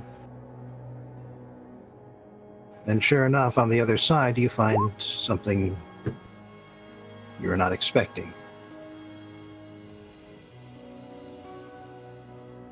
Oh, Bloodborne. Nobody I didn't. clicks Bloodborne. Yeah, like the only reason I even realized it is because of the character standing there. But yeah, that's a fucking Bloodborne, all right. Yeah. You can make a solid case that Bloodborne happens within the Shadowfell. You can, honestly. Actually, you can, and that's the problem. And so, yes, you find yourself in a vast and somewhat swampy forest. The door is still behind you. The wall that the door is in is still behind you. And you can see the vast gulf beyond, the one you traversed across the stone pathway. But looking ahead of you, the landscape is not at all contiguous. You know, I don't remember Camillio loving melodramatic bullshit this much. I mean, he seemed exactly the type to me when I first met him.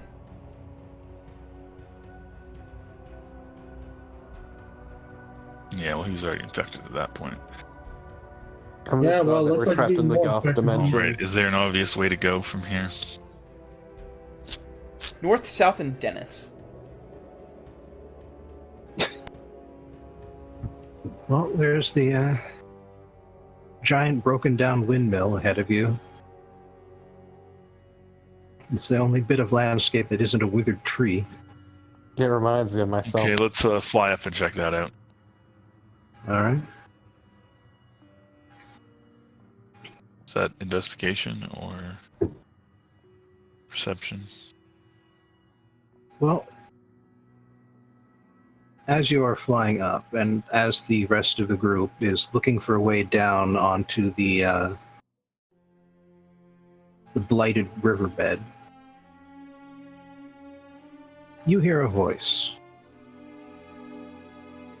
Sister, who is not my sister? I see you have brought many friends to the slaughter. Very well.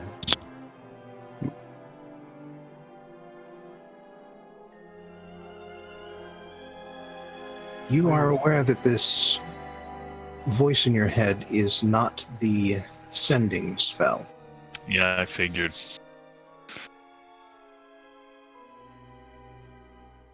Yeah, that would be no do our fun. best to not focus on that, because it will only make her more upset.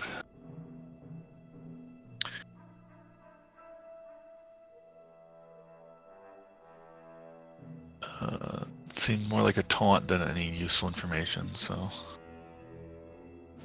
So do you speak up or mentally respond in any way, or do you just choose to ignore it and continue to search the surroundings? She's not going to bother trying to communicate with him. She's just going to keep looking around. All right. Roll perception again. This time without disadvantage.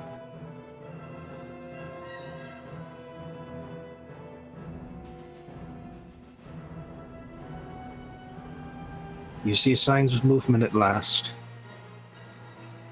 As a matter of fact, quite a lot of movement. There seems to be a patch of it in the ruins of the town that lie beyond the windmill. And also a rushing, almost sea of movement along the dry riverbed that your friends are crossing from both sides. That sounds bad.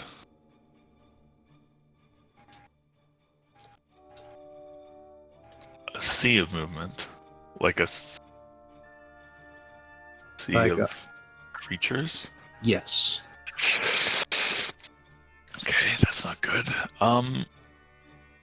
If they don't see it, I'm going to try to warn them. All right. Well, we'll just have Lake do it since you're the one with all the perception buffs. Ah. So, rolling normally, that means I like plus 12, 23. Oh yeah, yeah. You don't see it as soon as Aurelia because you're on the ground, but you see it well in advance of the tide of creatures rushing upon you. I go, okay, shit's getting real, guys. That's very imprecise. I would say something more like, get out of the riverbed. Yeah. Let's get out of here, let's go, move it. Just gotta hoof it. All right, and as they approach, you're able to discern individual figures, and you get the sense that what you're seeing is a horde of Spawnovucanthus, and just a few of the what were they called again?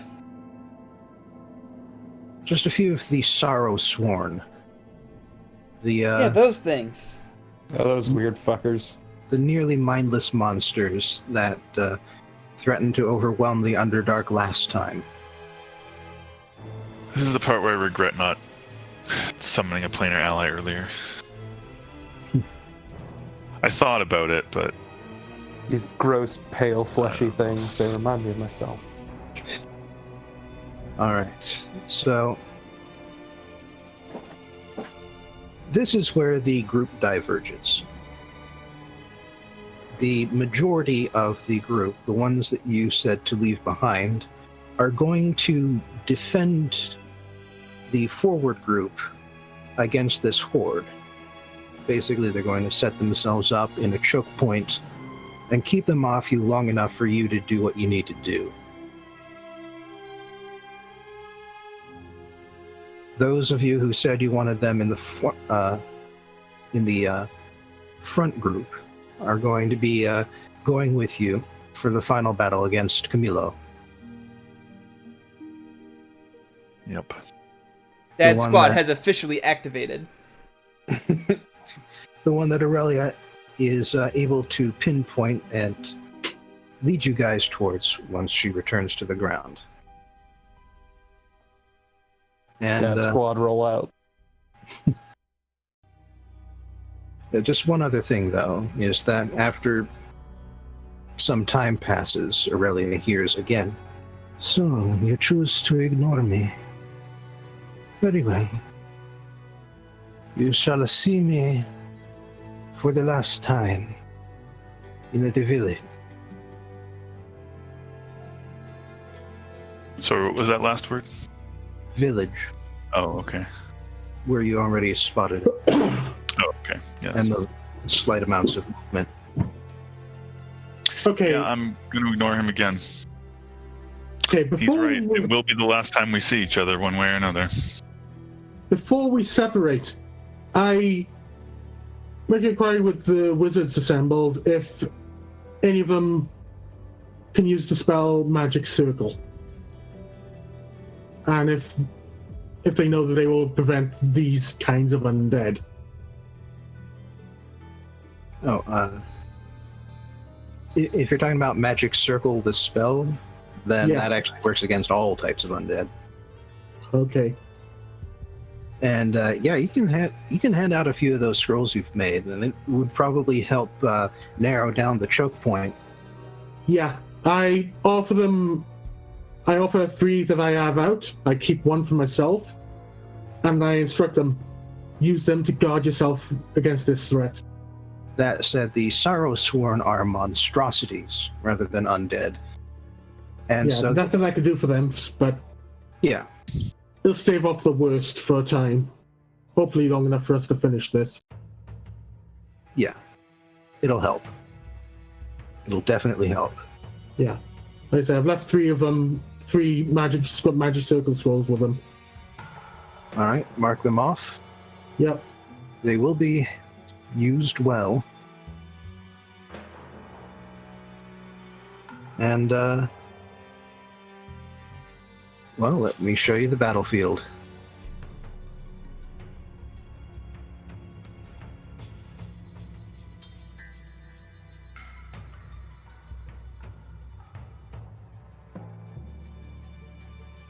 Oh my god. Is the fucking Pog... Is this the Pog for Camillio? Yes. Is he the king in yellow? No. Oh, okay. He just He's dresses yellow. in yellow. Yeah, he's yellow, but he's not a king. He's a The former King prince in Camillio. yellow. Behold, Kid Chameleon. All right. I will add turns for all of the participating Yes, let me... NPCs. Shit. Hey. Yep. And Also, this fucking big buff-ass red boy. and as a pregame, I activate one of my Shield of Faith scrolls. Oh yeah, for Sure. pre-battle stuff, I would like to Hulk out first thing. Yeah, I guess if we have one thing we can do pre-battle, I'll just The national point today. Armor of Agathis, Yeah, I'll cast Mirror Image. just as a Jesus Christ, I'm definitely... second level spell. I forgot to... I'm probably going last. Oh, Oh yeah, I should roll that, shouldn't I? All right. I will also be rolling initiative here. Hot damn! I take it, Garbage. I take it this guy up here in the corner is the initiative tracker. Which guy? This guy up Okay. here. He doesn't have a health bar, so yeah. Well, he Yeah, does, those are have, the. does have a health bar, but okay. Either way, that is Oh, the. he does. Okay, I can't see it. That is the initiative pog, not Okay. an attack pog. Alright, It blends in so good. am I mounted on red hair? Well, you can be. I would like Let me to. just get the right pog over here.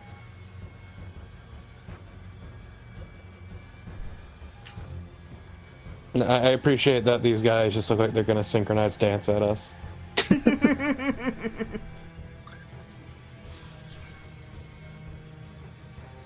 Thank you. So that's actually the combat theme is Thriller.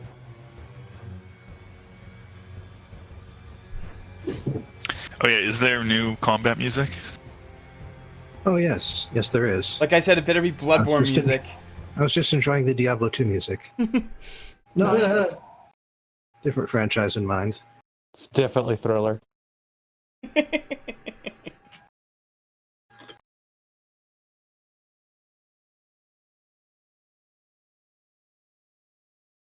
Good. No, this is Oh, good. we didn't make it to the cane rap. I mean, this is no God's bound by rules, but this is a good choice. God's We are bound by rules liter- is one of the best fucking songs in that game, and it's for a throwaway boss fight. I'm just saying, we are in literally Yarnum. We should be rocking at the Bloodborne music. It's the cube boss. Well, you see, the thing is that this actually follows the theme.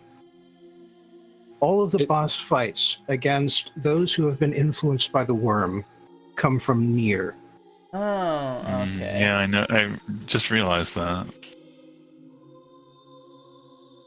Saying God's bound That's by a rules. clever little thing you did there, Bob.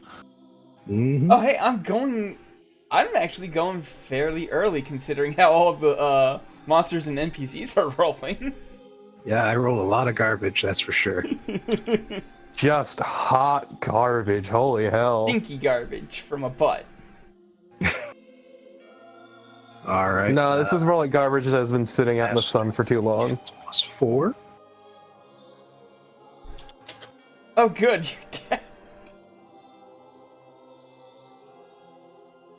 Yeah, your dad's on the ball. Somebody has to be. Sure ain't gonna be Hey, right. so am I. I know, I was mostly digging at Torpo. And Huh. Silky's going on the same. I still rolled better than you. It's not hard. I have a +0. I'm just saying, you can't give shit. I can, because I technically rolled better than you. You just have a better bonus. And Alhoon gets a +1.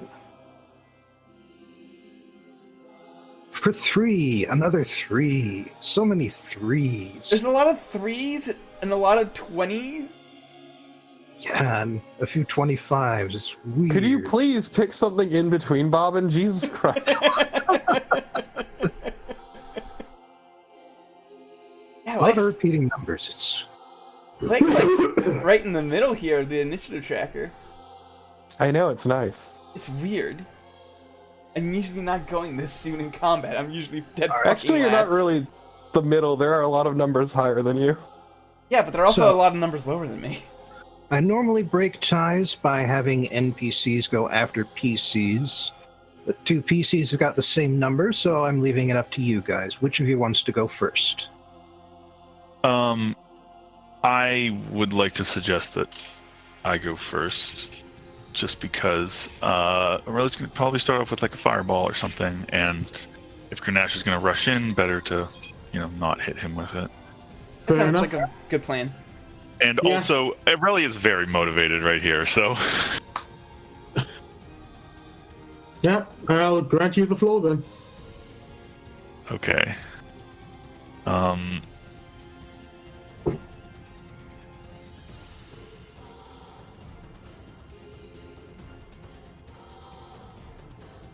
Aurelia's gonna fly like, let's say 30-ish feet up.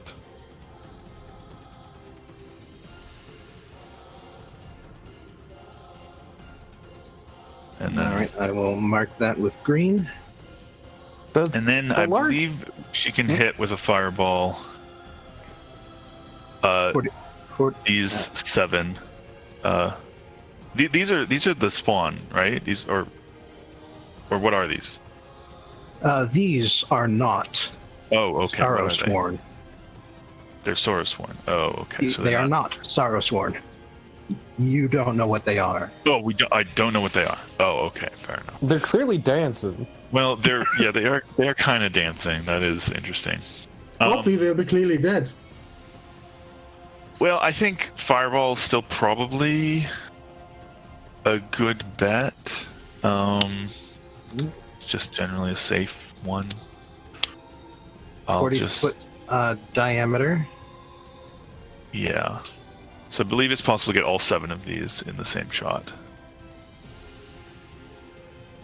Yes. Although if they're not, you know what? I think I could exclude the one over here and hit this guy this instead. big So that boy, might be yeah. better. If you want the big guy, Does he yeah. just not have any skin? No, he doesn't. He's an interesting that's boy. All right. fucked up. Yeah, originally I want to hit them with fire because I thought they were like spawn or something, and it would be good. But all Well, right, if you yes. get rid of the small guys, I can draw So the we'll big target one all of off to them the with side. just a level 3 fireball spell. See how that works out. All right. Well, remind me what your save DC is. I think it's 19. Yeah, it's 19. 19 against the little guys who have a bonus of 1. Get fucked. Tiny boys. Dexterity, of course. And the big guy. The Lord lad. Oh, the big guy makes it. Damn. Natural 18. All right. Oh, that's not a a bad roll. Pretty good roll. So 36 damage to those who failed. Okay, so that's pop, pop, pop, pop, pop, pop. And then minus 18. 18. Pop And lots of as a zombies bonus drop. action, she'll draw her thing and turn it into use a bonus action to turn it into a flame tongue. Yeah, activate the rod. Yep. Fair enough. And I will just move your marker So that you'll continue to go first. Grenache. Okay. Well, I can probably leave that one alone at the top there. So I'm going to go for these guys. Going to start with this one. And you know it. You love it. Let's go, Temper. I know what and love what. You roll with this. Oh wait, no. No, that's very particular. Yeah, 21 hits. Okay. That's 11 damage. Not quite enough, but another good stab will do it. That's a good stab. That's another good stab, yeah. And Yeah. another 13. That did it. Okay. And, Got your bonus action to do with as you please. yep. Which I'm going to move down here. And then I've got these three in the cone. 50-foot cone. 50-foot cone. 15. 15. 1-5. Yeah, you should be able to get all three of them. Yep. So, Flaming hands, aren't you? yep. Rub those hands together and set them alight. And I'm gonna cast this using 3 key points.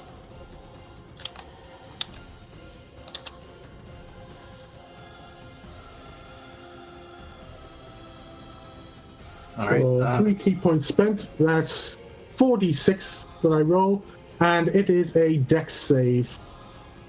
Yep. Best roll I got was a 4, so just roll the damage. All right.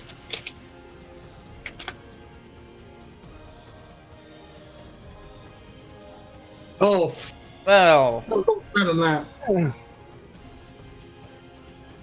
I was on for much better than that.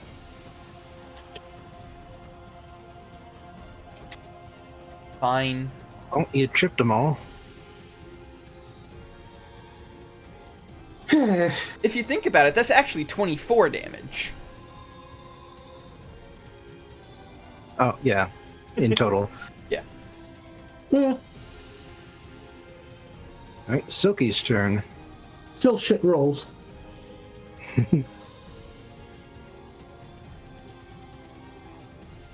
All right. Silky is the type of person who concentrates on the main threat. Mm-hmm. Oh yeah. As a matter of fact, she's very good at doing exactly that. Yes, this actually fits into my plan fairly well, so please go fuck him up.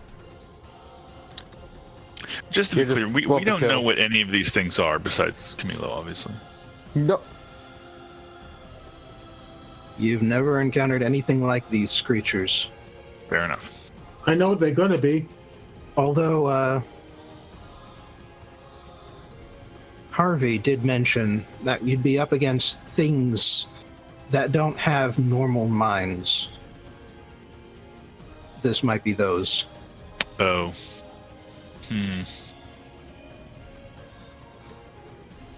That might be an issue. All right, let's see. Check the range one more time. Okay, so he's going to move 5 feet to the corner there and cast Hunter's Mark with her bonus action. I'll give her a little bit of extra damage. And, yes, she declares an oath of death on Camillio using her oath bow. Nice. Oathbow! All right, so that is going to be a plus 12 to hit. 26. Oh, yeah. Yeah, I'd be shocked if I didn't. I would be really scared if that did not hit a wizard. Yeah! All right, and that is going to be 1d8 plus 5 plus 4d6.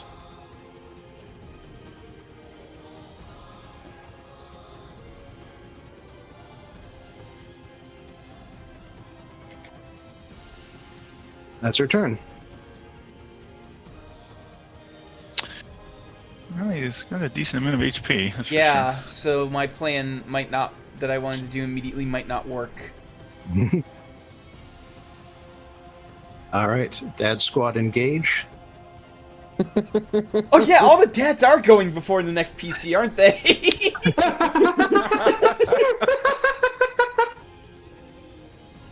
Dad squad roll out.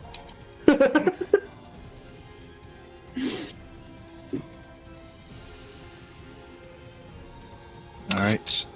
All these dads are just reminding Aurelia of the dad she lost, whose memory Camillio has betrayed. Also, Lily is still struggling to grasp the fact that her dad is cool.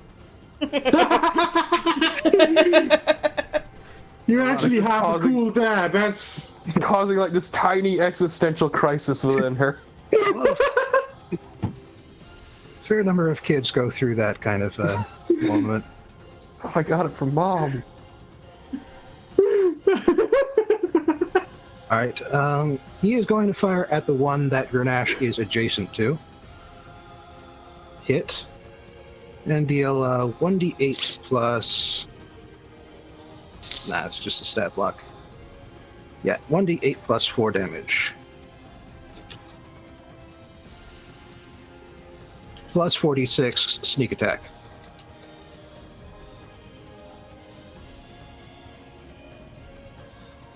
And as soon as this thing updates, there it goes. That is actually just one short No. of its hit point total. oh, so 25. Oh, that sucks so hard.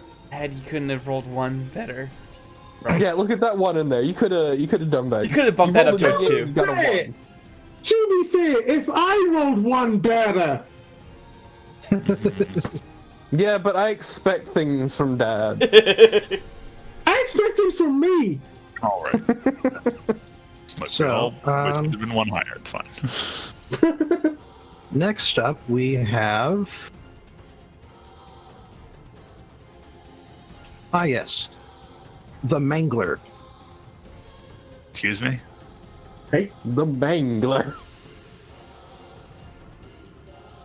The Mangler. that, Oh. Look at that boy up there. The The Mangler. peering. Let's see, speed 40 feet. That's 10, right, that 20, was, 30, 40. was oh, there last it's two of time. them. Or is that one just a marker? That one's just the marker, which So- kind of implies some And things. that Yeah, implies that's worrisome. Okay. some things. All right. It will use its Flurry of Claws ability, which gives it 6 claw attacks against one target. Jesus. Okay. Luckily, Grenache has the best AC out of all of us. Well, we're going to test that. Yeah, but also, unluckily, Tiamos is unlucky. True. It's the problem of being a dodge tank is sucking.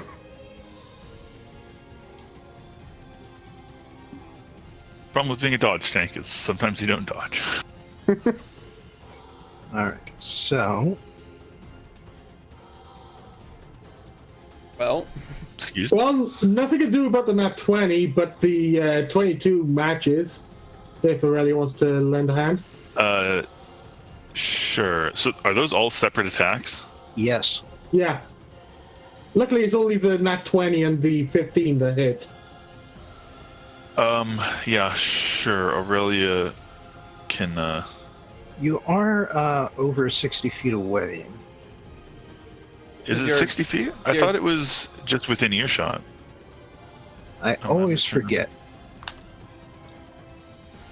Oh, it's within earshot and 60 feet. You're right. I fair enough. So yeah, Okay, then. fortunately I cannot help then. Oh, okay.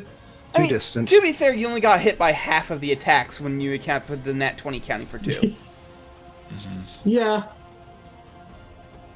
Yeah. On the other hand, actually, This I is gonna should hurt. be rolling again because it was in stealth, and this is its action. Oh, shit. Wave 2, motherfuckers! Yeah. Alright, so in total that was 1 hit, miss, critical hit. And then, yeah, wave 2. Hit, miss, hit.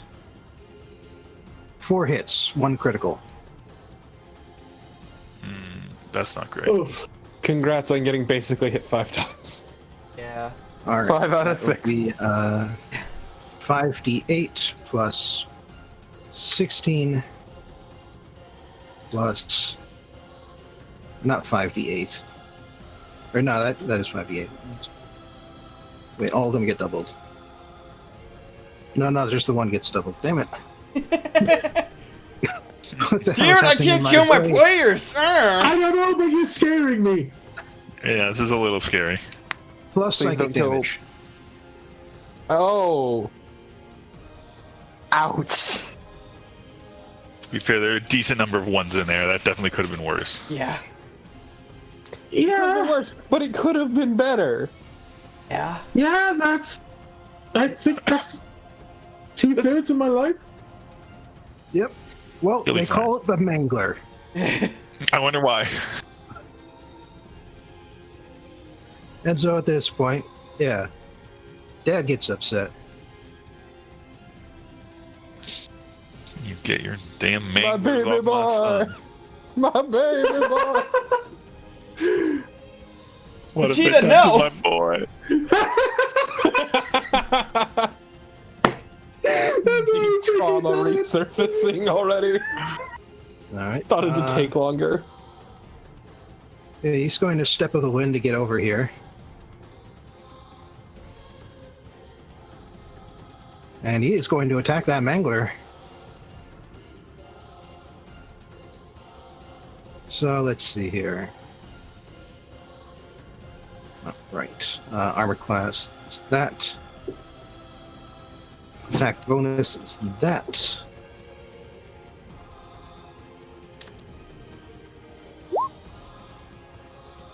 All 3 hit. Hell yeah, Gnash's dad putting in some work. And thus the mangler becomes the mangled. The mangly, if you will. Alright. First of all is the basic damage. 17. Luckily that's a fair amount. And yes, he is going to use 2 of these. So dexterity save, constitution save. He lays it out. The Mangler is prone. Nice.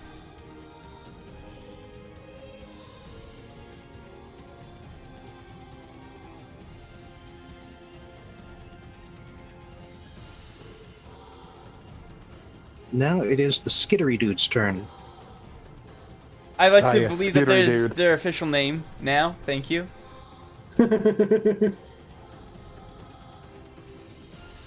Well, rest in peace, Grenache. Holy shit. I think these mooks are not going to be much, hopefully. Nah.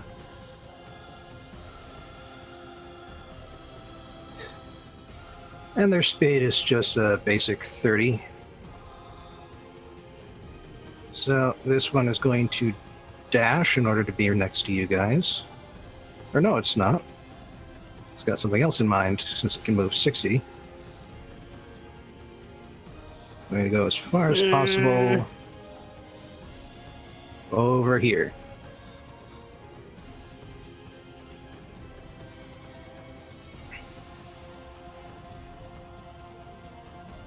Other one is going after Lily.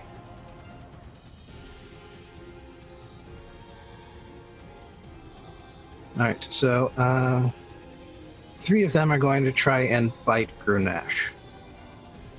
They have a +3 to hit.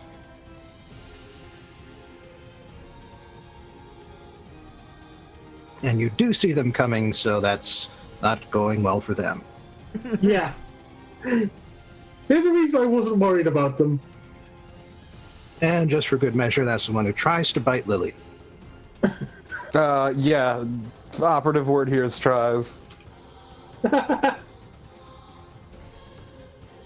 Alright, that's it for the skittery dudes. They do have an official name, by the way, which is... sorry. Gru.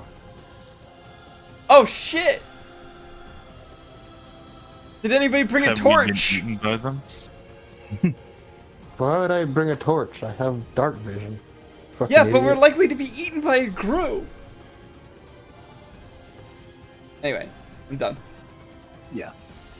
And now it's Podaris. Let's see here. His stats.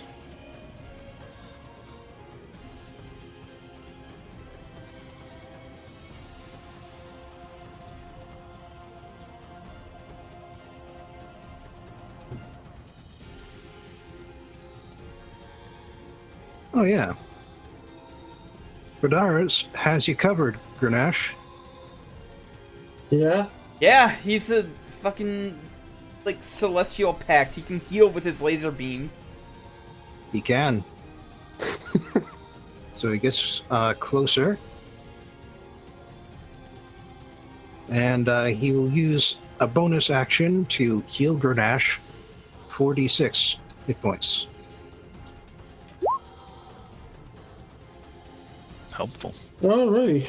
That is as much as he can do with one bonus action, so just so you know.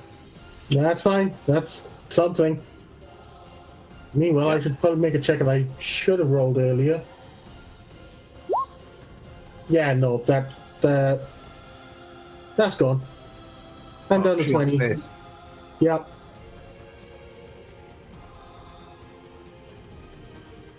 Alright. Yeah, the Gruzal would have missed anyway, so whatever. Yeah.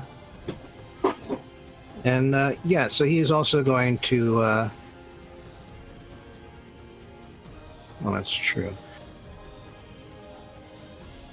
So he is also going to fire a couple of Eldritch Blasts at the Gru next to Lily.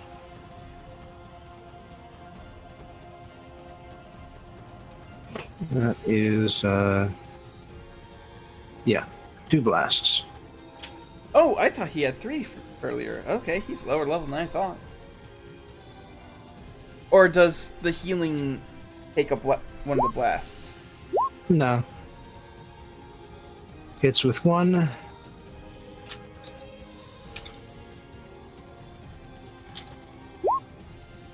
Max damage, at least. There we go. Lily, Mm. Dad Squad is done. Rest in peace, Dad Squad. None of them been injured yet. So is Silky considered in range, like melee range of the Gru?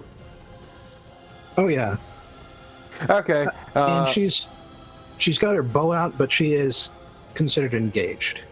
Okay. Yeah. So I'm gonna use my bonus action to activate Predator's Light, and I'm gonna fucking smack this boy up. Slice. That'll be that. I think you've got more dice than it has hit points remaining. I think it does, but I still want to roll them anyway. Just to see how much you Go ahead. obliterate it. Go ahead. Let's see. I need to remember how many dice I have at this point. 15, 8d6. Okay. Let's see. Roll d10 I was right. plus.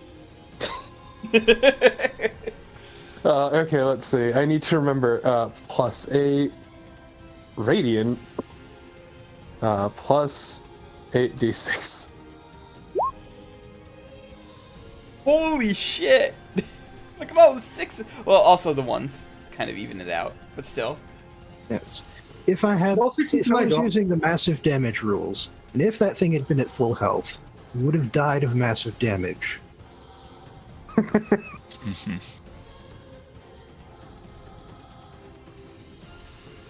Don't fuck with Lily. All right.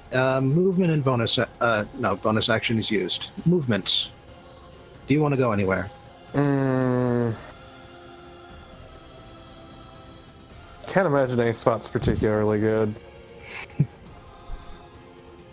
Yeah, you know, I'll just chill right here. All right. Taking cover among the trees. Lake, you're up. Okay. I'm gonna fly 30 feet up, so dot.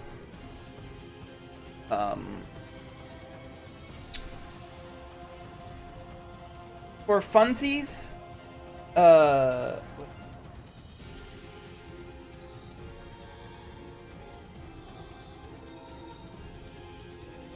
right. So in 90.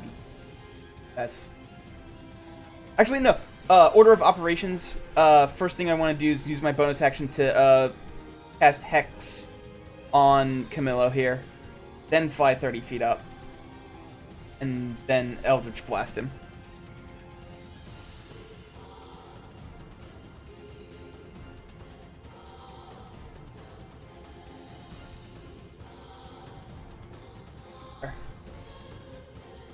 X, a little less. Okay, well that's. This is 17 All three hit. Oh, all three hit. Okay. So. 310 plus 15 plus 15 plus 3d6. Yeah. He eats 49 damage, 15 of which is radiant. All right. And that's my So- turn. Yep. All right. In response, he is going to use a legendary action and fire back. Yeah, I figured as much. What's your armor class? 19. All right. Am I within am I within 60 feet of Aurelia? I am. Aurelia, if you want to take care of that 20, that'll automatically just bring it down to 1/6 or full attack.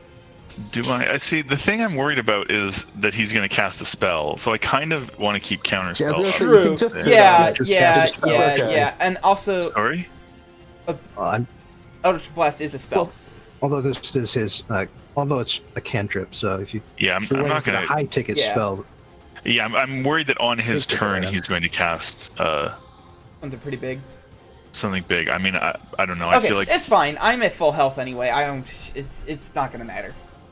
all right. And well, as I said, he fires back, and I mean that quite directly. This is Eldritch Blast. I figured. He's a fucking Warlock of the Worm. Got it. Big guy's turn. wait, does that mean he could be saved theoretically? No. Well, there's a bit more information that you don't yet know. Anyway, Star Spawn Hulk now. Hulk angry. He was always my least favorite of the Hulk variants. Is he really gonna?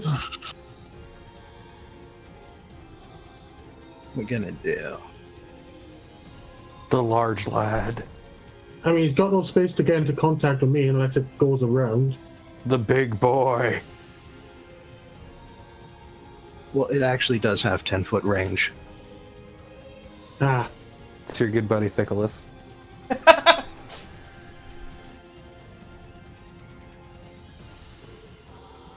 Oh no, he has long arms, son of a bitch! Nah, I won't use the other thing yet. How it feels to be tall. So, multi-attack. 2 slam attacks. +9. That's one. that's when you want to do it. That's one hit. Yep. All right, that's nothing particularly special here. Just a big old meaty bludgeoning hands. Just a bop. He just does that thing in cartoons where he like just like makes one fist and just like bops you in the head and you just fall slam like neck deep into the ground. Yeah. Sounds about right. All right, Marlia's turn. And since her connection is now with the Kirin, she is also a warlock of the Celestial. So hey, Grunash. He's also a genuinely good person, and it's weird. There's 18 more hit points for you. Oh, that's 5 more than what I got hit for. It's like that fist hit you and healed 5 damage. All right, and she gets a +7. Why do I feel so broken yet so rejuvenated? It's like getting punched in the kidney, but it destroys your kidney stone. And she is going to fire 3 Eldritch Blasts at the little guys. Just clear them out. 1 misses. Or not. Pew pew pew pew. 1 hits One double. crits. The one time that crits don't really matter that much. Yeah, And depends on what kills. that one was. If only it was that one, actually. And the last one hit and kills. Yeah, don't think you need to roll that one. Congrats, I just need to deal with the Mangler and the Chufty Lad. The Skinless Wonder.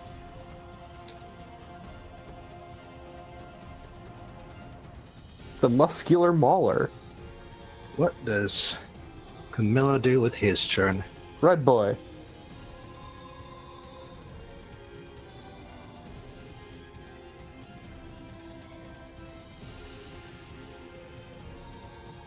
Seems a bit much. Man, fond memories of that time that a friend of mine streamed Final Fantasy Tactics and he beat the final boss with a rock. Oh, High Wing would do that, wouldn't he? He fucking would, and he did. All right. Didn't help that we were goading him on the whole fucking run to do shit like that, but... You know, that makes sense. He's going to cast Dominate Monster on Aurelia. I am going to try to counterspell that. All right. Dominate Monster is a... I have that. Oh no, I don't have Dominate 5th Monster. level spell? No, that's Dominate Person. Dominate Pretty Monster high up, actually. is Dominate Monster level 8? Level 8, yeah. Oh, he's using his fucking Mystic Arcanum. Okay. That's scary. I obviously don't have a level 8 spell slot I can use, but I can make a... So it'll be a DC 18. Well, don't you, though? A You're level 8. 15. Yeah, but I'm only a level 14 bard. Right. But that's fine. I think that would be a very big spell slot to use. I would rather try to roll. Yeah. It is... Let me check the roll, because... Meet or beat a DC 18 with a charisma check. You do get your bardic bullshit bonus. Yes. So that... Sorry, I'm just checking. That will be a +8.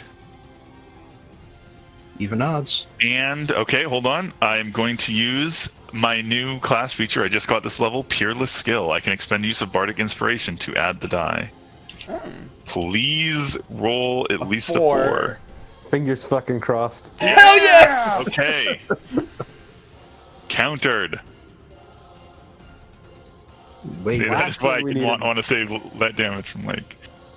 wave your hand, shout, and the spell vanishes before it even reaches you. Poof.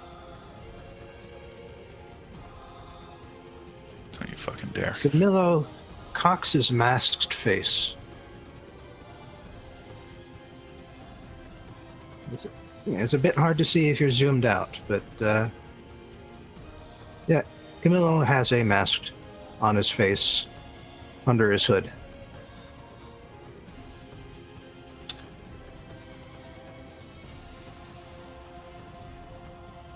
Now, at last, it is the Alhoun's turn.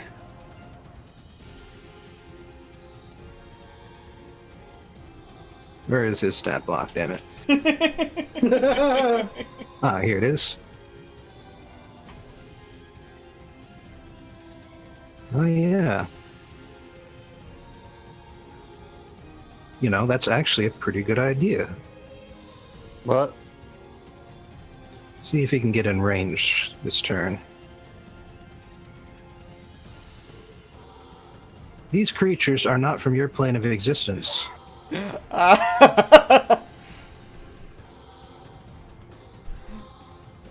he gonna just fucking banish the big thing? Banish? No, no. Oh, something better. Please, call it by its proper name, the Skinless Wonder. Yeah, he can catch both. Incredible Hulk. He can The catch Incredible both Hulk. living Grooves, the Mangler, and the Hulk in his Mind Blast. How does Now, this won't be quite as effective as you think, because again, they aren't exactly normal creatures. I mean, if it's more effective than my burning hands, I'll take it.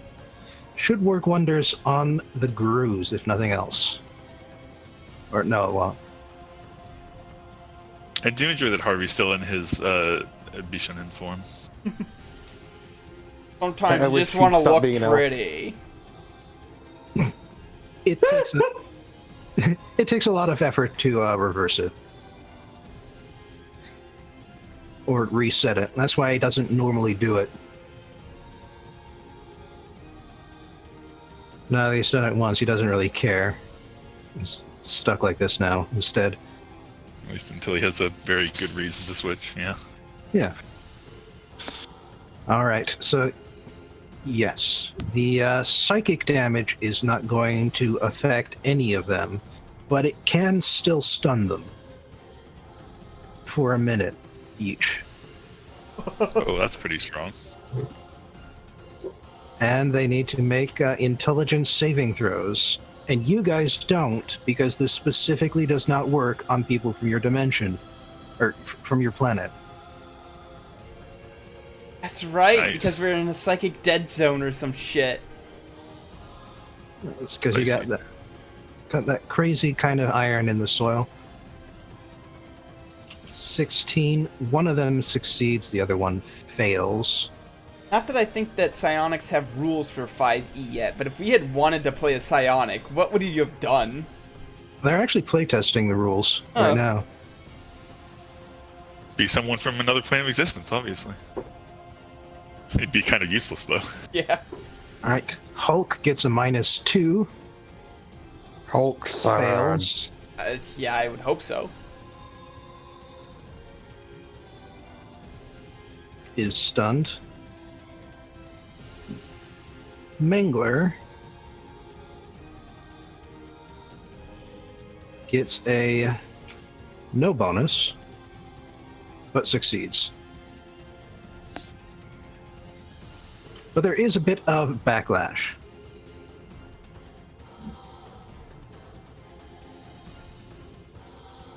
Because, let's see here. The damage should be 48 plus 8. No, plus 4. 19. Okay, the Mangler has something called Psychic Mirror. Or the Hulk has this. If the Hulk takes psychic damage, each creature within 10 feet of the Hulk takes that damage instead, and the Hulk takes none. The Mangler is immune to psychic damage, same as all these creatures, but Grenache is within the radius and takes 19 damage. However, however, the stunning effect does not also ricochet. God damn it, Harvey. Even you're attacking Grenache. Thanks, Harvey. Finally, my long stat on plan to kill this fucking orc. I mean, I was the one that killed everyone else in that place. He doesn't care. He doesn't even like them.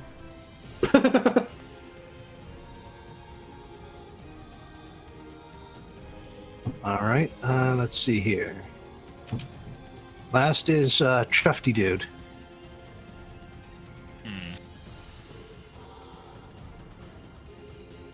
You will stride forth onto the battlefield. Bobbin, I already know this monster's weakness. I just have to go up and shove a mint wafer in its mouth, and it'll just explode.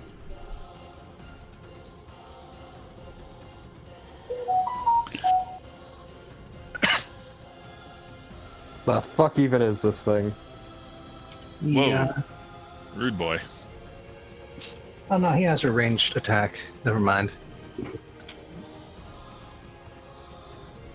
I mean, it would have to be ranged either way. I'm 30 feet in the air.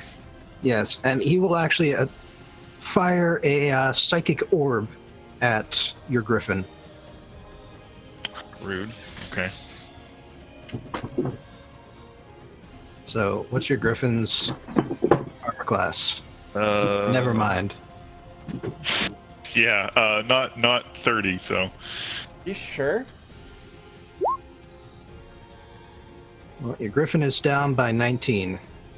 Okay. I marked it. Okay. Thanks. Hang in there, buddy. That's his turn. All You're right. up.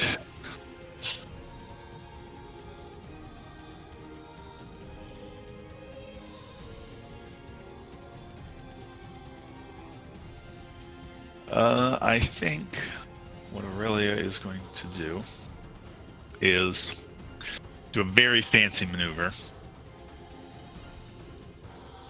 wherein she will descend on red hair to around here, sort of jump off. Red hair will continue flying over here towards Camillio. All right, so you're on the ground again. Yes, and so is red hair, but Aurelia is then from here going to use what's it called? Steel Wind Strike to hit the skinless boy, the guy who just shot the griffin, and Camillio. And she's going to end up next to Camillio, back on red hair's back. I see. The most So- anime bullshit. Yeah, it's fucking cool and whatever. This is an right. important moment for Well, Aurelia. roll with advantage against the Hulk. He is stunned. Okay. Or is that a thing? Damn it all. Keep forgetting important stuff like this. Stunned. Can't move, can speak. Enemy attacks have advantage, yeah. Oh yeah, there you go. I was right. Automatic strength and dex too. Okay. Yeah, Steel Wind Strike. Melee spell attack. Right, okay, so it's plus 11. So, okay, the first two will be against the Hulk, because it's with advantage. Okay.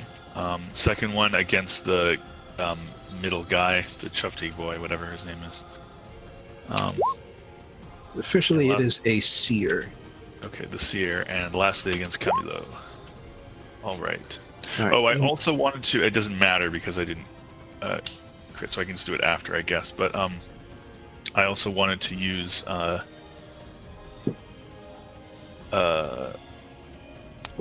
a bonus action Hexblade's Curse on Camillio. All right. Which would allow me to add my proficiency bonus to that, but I assume that makes no difference. So. Not in this case. And did I hit the Seer, by the way? You missed the seer. Ah, damn. Do I roll damage altogether for these guys? You roll damage once, and it applies to every attack. Right, okay, so it's 6d10. And it's force damage, in case that mattered. Ugh, that's mediocre. Anyway, to ratchet up the anime bullshit, as Aurelia Why did I do that? strikes back, Camillio, she's gonna, speak dramatically and say, you betrayed your family, you betrayed your country, and betray the entire world. And for what, Camillio? For some distant, evil force. There is very little, Camillio, left. Your blow has struck Camillo's mask, and standing as you are next to him, even on the griffin's back, you can see behind the mask there isn't a face. Oh, some fucking Darth Nihilist bullshit up in here. There is only worms.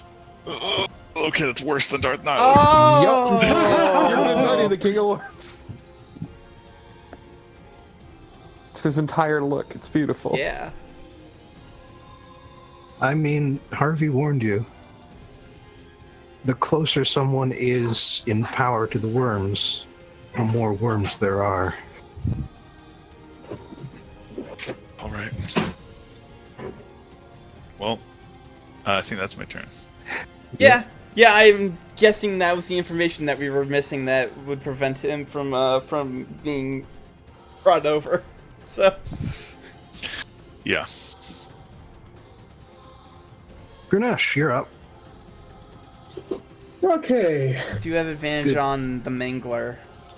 Yeah, don't get Right. mangled, dude. Yeah, the fact that this came out of nowhere though, and Yeah, Mangler is flat on his ass. yeah, Hulk is I'm in two temporarily minds. out of it. yeah, I'm in two minds on whether I want to get some defenses up or if I want to try and finish it off now. I would try and finish it off now because if it gets back up, you're gonna be fucked. Yeah, I'm also worried about there being more of them. Which I suppose in that case it doesn't really matter, I suppose. Okay, I'm gonna beat the shit out of it. If there are more of them, then it'll be good to have one less. Also, Yeah. you don't roll with advantage. You do not roll with advantage. I don't.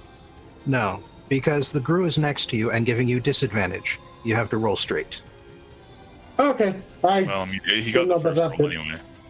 yeah. If you want to count it that way, I don't know if you do. No, I'd like you to re-roll that fresh. Reroll fresh. Okay. I mean, because that'll still hit. Yeah.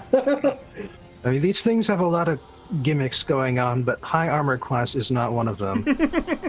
Okay, well, that's one hit. That's two. Now, are these things of your own creation, or are they something from some obscure splat book or third-party thing? They are Mr. Morden Keenan's creations, Okay. so to That speak. fucker. Wait, technically Aurelia is one of those two. Yeah. Okay, and yeah, just to make sure, flurry of blows. That's one, Also, I hate that when I think of, like, two. the king of worms, I Yep. just think of fucking Mana Marco from the Elder Scrolls. Okay, so that's 2d6 plus 10. Let me tell you about my extensive Elder Scrolls knowledge. This is deeply regrettable. You did it again.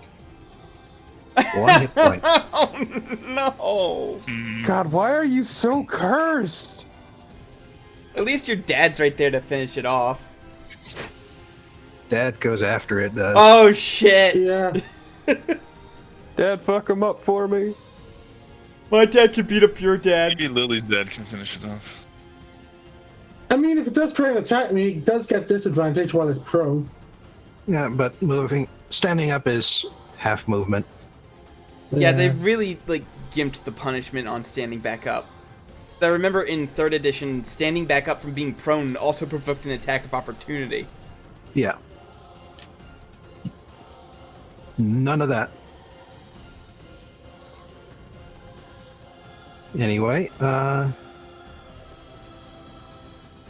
so Silky is going to, let's say, stride forth here, I believe. Yes, she will stride forth. Another 30 feet or so. Past the stunned guy, who can't do anything. Yep. And she will apply Slayer's Prey. And so now she gets an additional 2d6 on top of everything else. Against Camilla. Guys, you feel like we maybe brought too many NPCs to this fight? No. I Look at still Grenache. think Bobbin probably Fair. has something else in store here. Fair enough. Also, we still haven't met the other manglers. True. 2 hit. Wait, why did I roll the third one? Oh. Well, it doesn't matter. 2 hit. So fuck it. Yeah. Maybe you clicked the button one too many times. I don't know. I was just going crazy. You really like hitting button.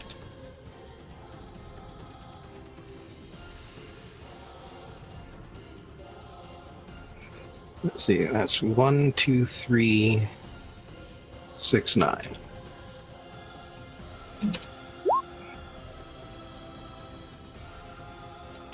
Nice shot, honey. Twang, twang, out they go. Pew pew. Alright, at this point, Dad Squad engage. At least Dad says, oh, looks like your buddy is in trouble there. See if I can do something about it. Nah, it's fine. You can walk it off. No, stop being so mean to our friend. He's come back from worse. Stop being mean to our friend. Well, he's firing regardless. It's called tough love. It's going to be with disadvantage, but it's still got some decent odds of hitting. And Yeah. he hits. Mangler down. It's one dead mangler. Other Mangler turn. Uh-oh. Here's in this guy next to the lake. You know, it would be funny if the turn tracker mangler was actually a real mangler and he was just disguising himself. That'd be a really dick move, and I would love it. This shit right there. Might be a little too meta for me. Oh man. Just realized that Aurelia isn't melee right. However, the other Mangler is going after Silky. And it Oh, gets no. advantage. Not Silky. And it's plus 7. Silky. 1 hit. Okay. 2 hits. 3 hits. 3 hits. 3 hits. Maybe Silky should be our tank. Oh god. Okay, hold on. Oh, he's gonna probably cast a spell and fuck me up if I do this, but I can't help it. I doubt he is going to get a chance to go next turn before he can cast a spell and fuck you up. I mean, okay, if you say so. Okay, hold on. What was the lowest of those hits? 22? 22, yeah. What's Silky's AC? 20. Okay, So it is in shouting distance. I'll try to stop that one. So I need to get 4 then. Yeah. Alright, come on. Hey, That's enough.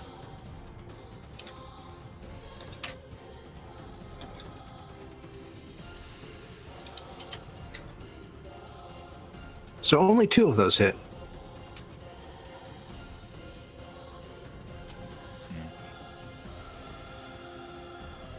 All right. That's my reaction though. Martial arts adept. Renesh's daddy. He's just going to finish off this Gru.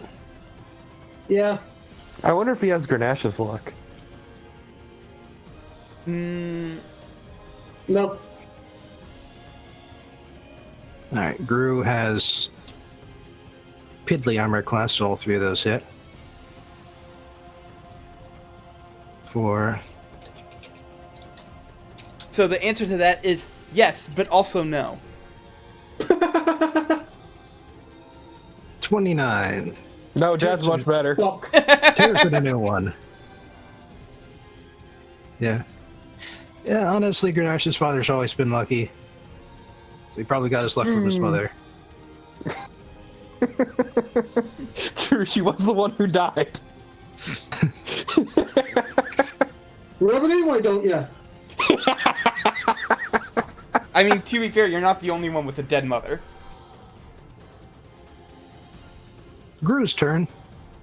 Aw, dang it! Look at that. Look, I'll see there are probably more enemies around here. it's fine. Lily's mom is enough mom for all of you. 10, 20, 30. 10, 20. Oh, there's a whole hut of them. I wish these Grus would leave me alone for 2 fucking seconds. Don't worry, I'll kill Camillio. It's fine. Yeah, it is actually funny that Lily's the only member of the party with 2 living parents.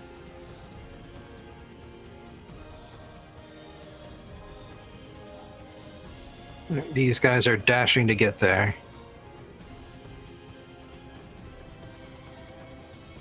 So that's all they can do with their turn, and the stunned one does get to roll to clear the stun condition, fails utterly. Yeah. Good. Alright, all things considered, Bedaros is going to give Grenache another 4d6 hit points. Pretty nice. And then he's going to fire on the stunned Gru. Oh, I see how it is. I mean, I see. to be fair, the attacks have advantage, so. Yeah. He's taking advantage.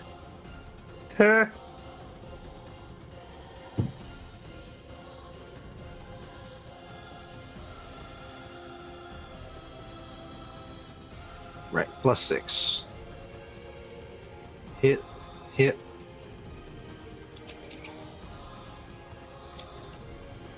Surprised he hasn't gone into protector form yet.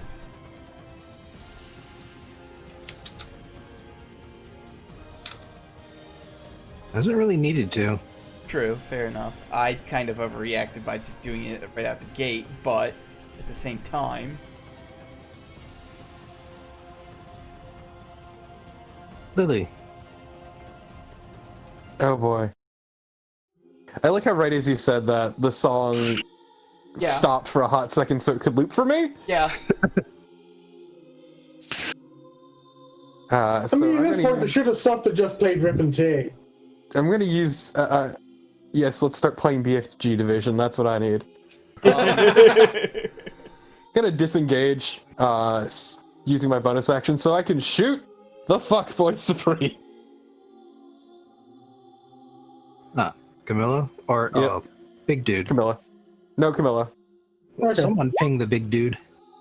That was me. Does a 23 hit? Yes.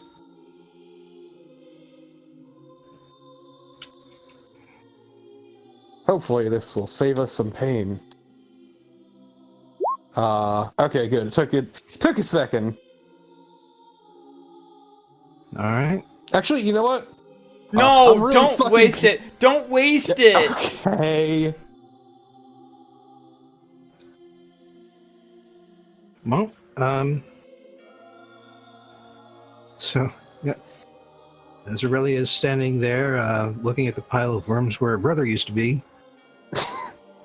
a shot rings out across the battlefield, a bullet tears through the yellow cloak, many worms splatter out backwards, and he just sort of disintegrates. The cloak just sort of falls down to the ground. A giant pile of worms starts crawling out. Gross. Let me Greenly. just check here. Oh, yeah.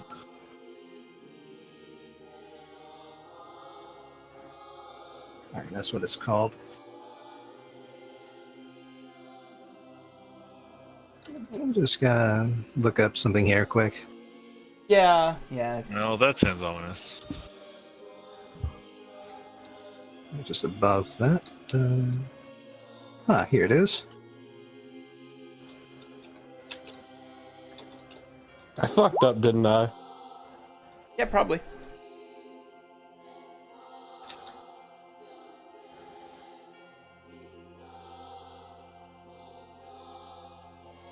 Alright.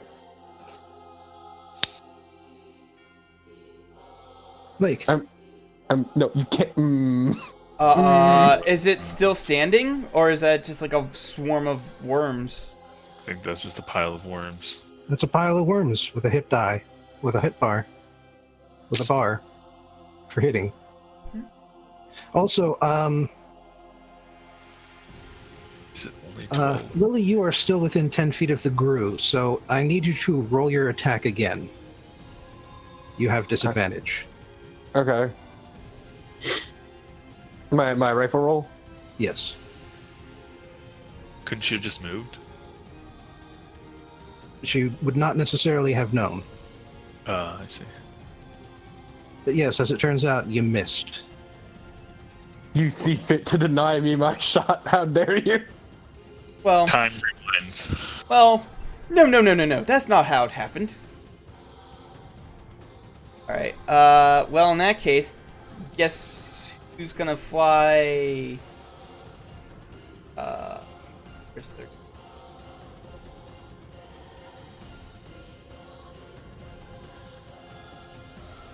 Fly around here, so I have better range on everyone. And then, I could do anything fancy. I'm just gonna Eldritch Blast that fucker who just undied. Look, time just rewound itself. It's fine. Does a 16 hit? 16 on that guy.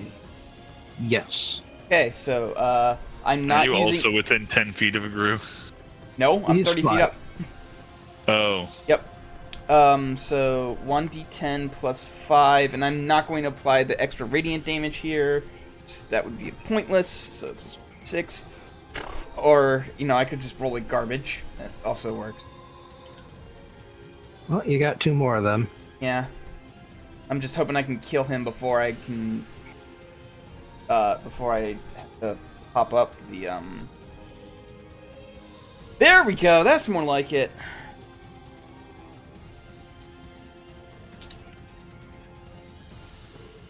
They'll need 1 more. There's a sliver left. Fuck. Can I Yes. retroactively apply my radiant damage? No, I wouldn't know that. You got greedy.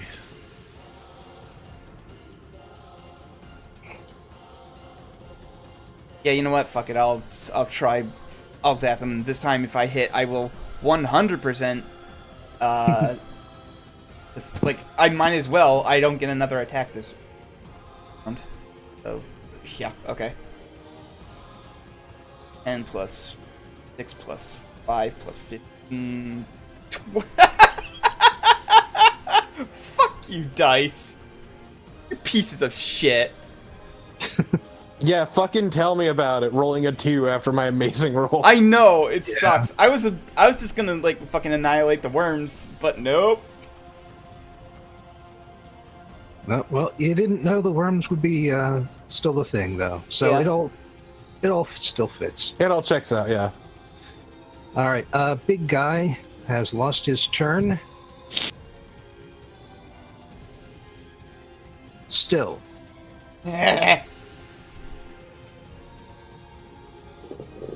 All right. So, Marlia's turn. She gets the 3. She gets the +7. First attack against the stunned one. Absolute garbage. Yeah, what is this hot trash? Mhm. Second one, that does it. Yeah.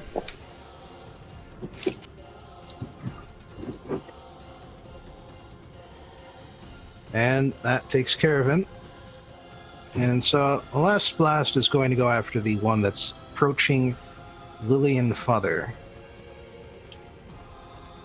Lily and company. Alright, taking a bit off that. Alright, as a giant pile of worms, let's see here. Yep, yeah, That's a giant pile of worms. It's fucking gross. It is moving into Aurelia's space. Oh, I really don't like where this is going. Well, you and the Griffin will both be taking this attack. Emotional But it- damage. Only has a +3. Which one was Still the- manages to hit Aurelia. Damn, okay. Like I said, emotional damage. Deep Is this a melee trauma. attack? Yes. Okay, so it's going to take damage from Armor Vagathus. Yo, my brother's worms. It's going to take 10 cold damage. Alright, that's not enough to completely remove it. So that was 12 damage that Aurelia took. Yes. Okay, so her extra hit points are gone, and she's down to 99. Alright.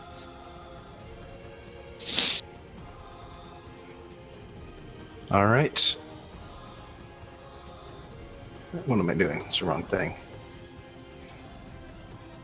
I mean, you have a lot of moving pieces on the board, so... Yeah, I do.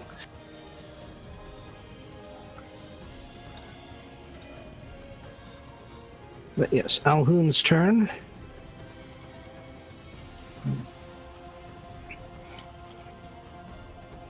And all things considered, he's probably going to go after Chufty Lad.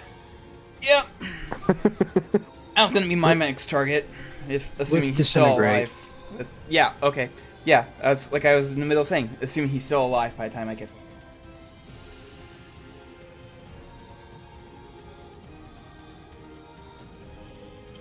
Alright, he is not too close to a Gru. And it's a saving throw anyway.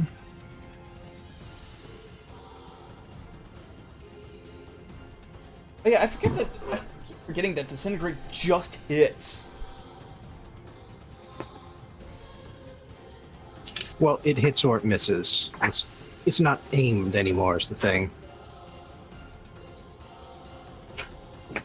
Alright, Starspawn, Seer. This isn't an Well, attack. Well, the question is, what saving throw is it? Dexterity. Oh, I thought So it was Constitution. does have a decent bonus to dexterity. What are we talking about now again? Disintegrate. On... The big guy. The Well, seer, he's stunned. Oh, the the seer. the seer. Okay. Oh, the yeah, Chufty Lad. okay.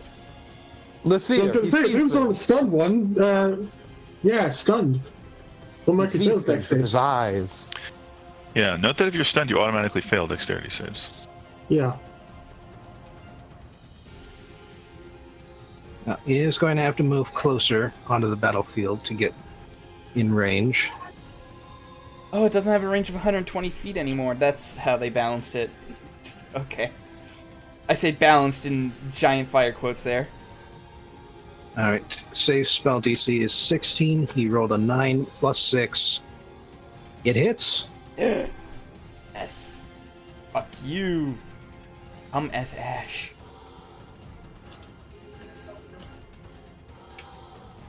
Jesus. Oh, really? Okay, is Chufty. Yeah? Yeah? Alrighty. And by the look on his face, he's going, "Oh, you want to go? You want to go?" Oh no.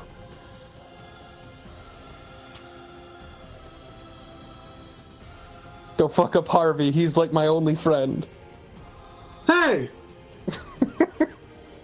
Yeah, he clambers up onto the well. And he does something with his staff. You're not quite sure what, but Dude! There's a time and place! Just the beat starts thumping.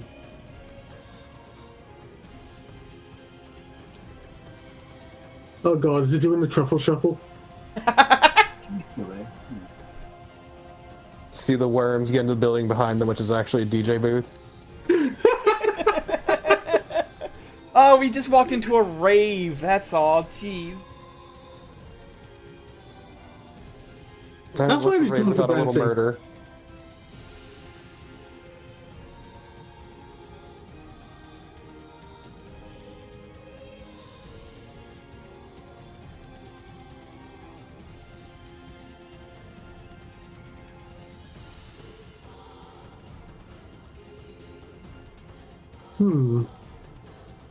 I just needed to read that entry very thoroughly because it's quite complicated. Understandable. As such, he's not actually going to go after Harvey. Oh no. No, he is actually going to target Grenash's father. Oh no, not part of the dad squad. Oh no! Don't fuck up, Dad Squad! He must make a wisdom saving throw. Well, I mean, he's a monk, so hopefully he should be good at those. Just remember that if any of the dads are hurt, there will be a reckoning.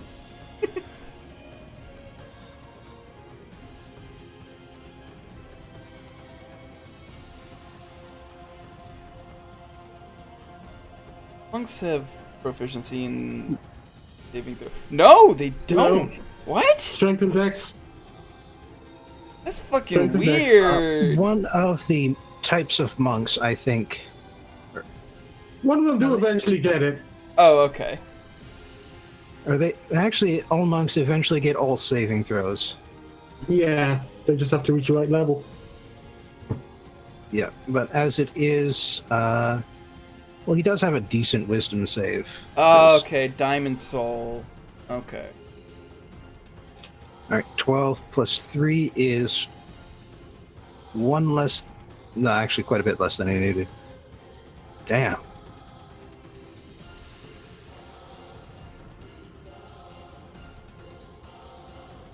Okay.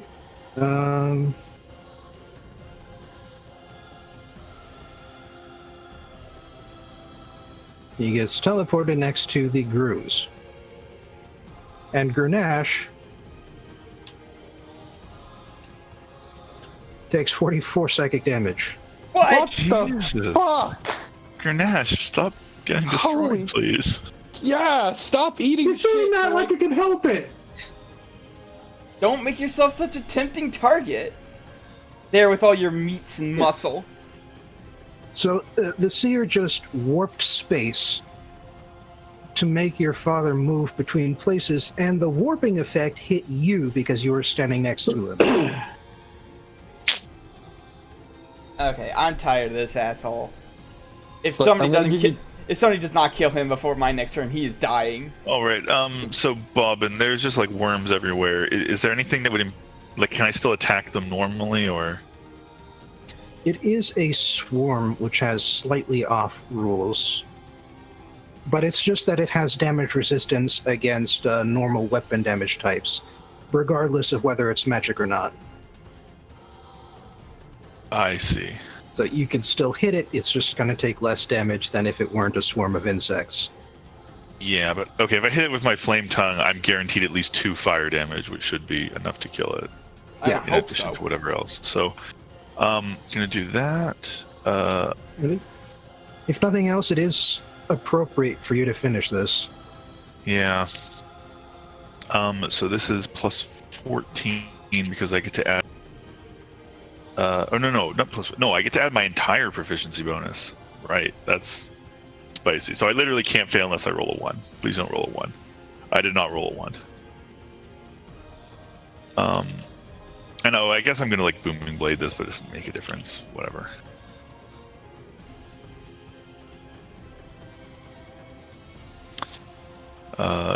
Do I even need to roll damage? If you want. Okay. Well, sure. Why not? How much you annihilate it by? 1d8 plus 7.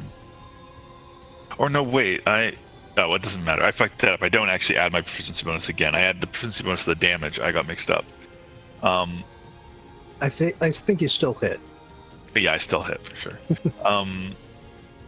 I'm just trying to do a bunch of math now. Plus 12 plus 2d6 plus 2d8. So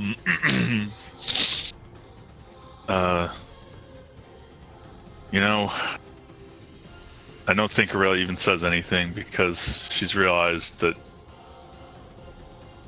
I mean, if there is anything left of her brother in there, it doesn't really matter. All that matters is ending this. All right. What emotion would you say is going through your Sad. head at this point? Aurelia is sad right now. I mean, she never really cared very much for Camillio, but she feels ashamed that he was the one who did this, that he did this to himself for whatever reasons he did. And she doesn't feel good about any of this. She does, however, heal more than 2 damage, but heals up to her full health because he was marked. Yeah. But And yes, its attack also hit your armor of Agathis, by the way. You forgot to give yourself the temporary hit points. no, I did. I subtracted the temporary because it did 12 damage to me, so that was all of it, and that's how I did 10 damage to it before I even attacked. Right. Just thought you remembered the one part, not the other. But yeah, so as you slash at the grubs and worms that are what's left of your brother, or whatever ate your brother, maybe, other people can see this. You have a hard time because it's on your head, but other people can see the red draining from your hair and just turning a pale white. And if you choose to use Faced Up, it will have the winter effect. Which means that one creature of your choice that you can see within 5 feet of you before you teleport must succeed a wisdom saving throw or be frightened until the end of your next turn. I mean, look, I've heard These guys traumatic can even be experiences. frightened. I've heard traumatic experiences can turn your hair white. It's fine. It's normal. But yes, you do still have your movement and a mount, so you could actually use... you could get close to someone and use your face steps to make use of that effect. I suppose I could. On the seer. Oh, but assuming frightened even worked on these things. Yeah, that was the thing. I was kind of assuming it probably doesn't, but I don't know. I think I'll save it in case I need it later. I will fly. I'll fly next to this guy. Whatever. Aurelia's feeling kind of fatalistic. So she's just gonna keep. She's reckless disregard for her own safety. She's gonna fly up to this thing. All right, Grenache. You've been having a tough day. Oh, sorry. She'll use her bonus action to dodge. Right. Grenache, you've been having a tough day, but the only big monster next to you is stunned. Having a tougher day. Just chug your it's still Estus. alive, so I mean that was the plan. So one of those, dumb McGullet, absolutely.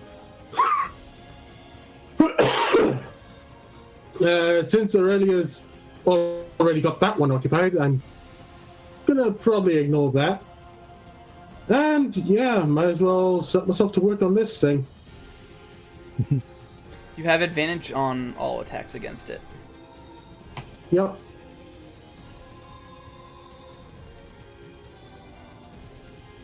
So that's a 19. Okay, I would assume those both hit, but I was hoping for something better. Keep going. Oh, okay, so that's...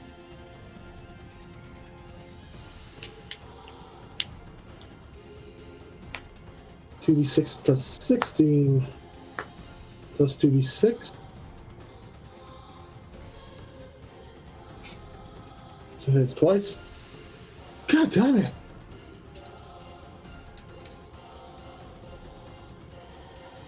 Okay. Yeah, flurry of blows. Let's try and get this thing down.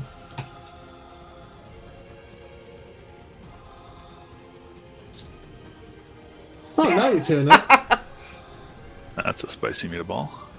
Indeed. Okay, so that is 5d6? Yep. Oh, let me do the math on that, because it's 1d6 for the first one, and then an extra 3d6. It's 46, actually. Alright, 46 plus 10.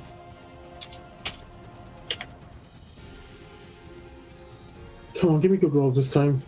Wait, why 46? 1d6 for the unarmed, and then Oh, right.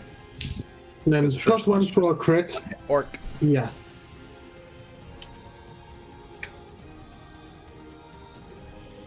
Alright, that's all your stuff. Yep. So, all things considered, Silky is going to switch to her greatsword. Yeah, that probably makes sense. Yeah, I can see that. Luckily, you got rid of her sworn enemy, so she does not have disadvantage. Unless she attacks the Mangler, because then the grooves set in for that. So she has seen that in action often enough, Once is enough, yeah.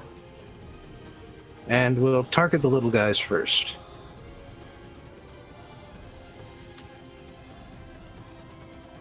Miss and a hit. But the hit murders it. Nice one.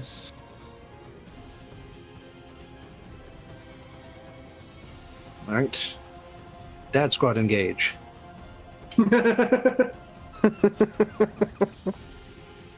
Alright, he is going to dodge into the foliage and attempt to hide. Coward. Let's see. Hide, stealth. Stealth dad. It's with a D7. Huh. Wow, that's incredible. Holy shit. He stubs his toe and shouts very loudly. What the fuck? I'm rusty. Been a while. Here, I'll get it this time. I knew you weren't cool. I knew it.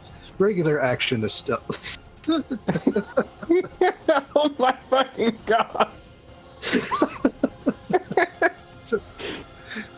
So, just for reference, There's Rusty and then there's fucking Decrepit.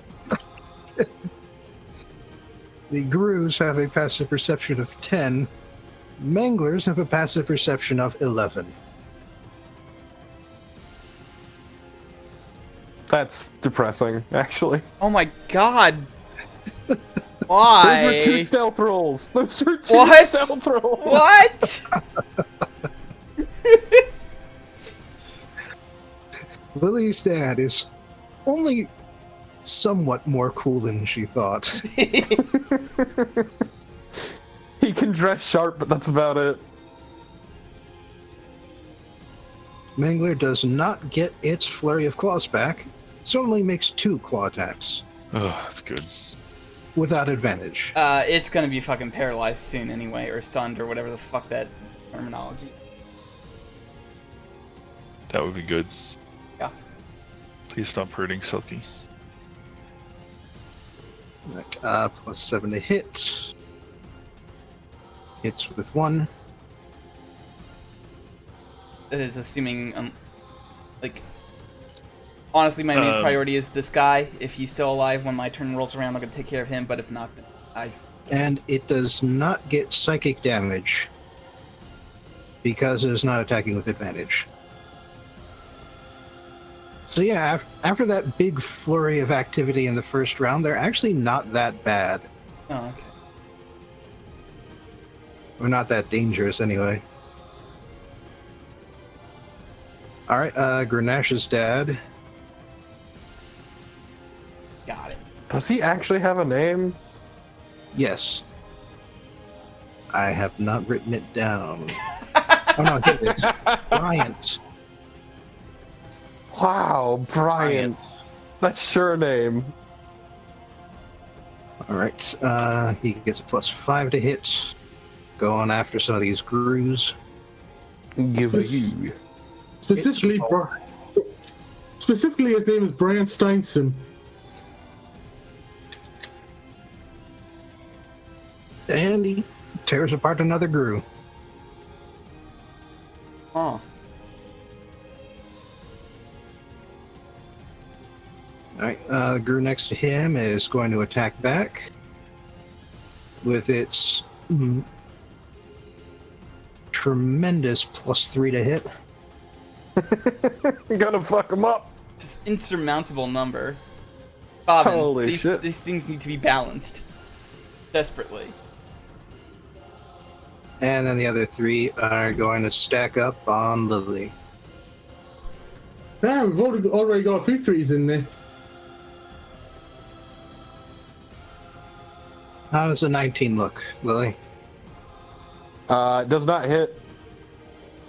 Alright, well, then they all bite at you uselessly. I'm trying to remember what my AC is. I think it's 21. Yeah, it's 21. Yeah. I have the lowest AC in the group again, but I'm not going to complain because it's higher than 12 now, so. Wait, do you? I thought yours was still It's better 19. or the same as mine. Oh, it's still the same as mine. Oh, it is? Okay, I thought I was thinking you had 20 for some reason. Nope. Well, I can have 21. I do have a shield that I can use sometimes. Okay, but that might be what I'm thinking of then. I haven't used it very much because usually I want to be able to cast spells. Yeah. I like Dad. Alright, yeah. Badaris casts a spell on... or uses his last healing ability to help Silky out. And then fires his 2 beams at the nearby Gru.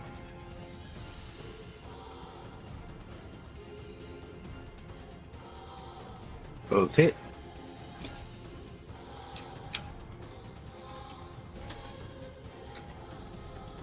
And that is exactly what he needed to kill it. Oh, as opposed to Grenache, who always rolls one below. And me, who rolled one below. Lily.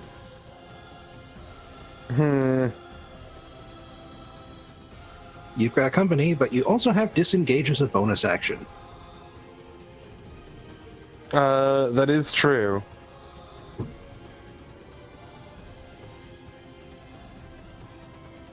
But you're probably also competent enough to just bitch smack him. Well, the problem is I don't get the advantage. You don't get this sneak attack. Yeah. Hate your damage. Just thinking really quick.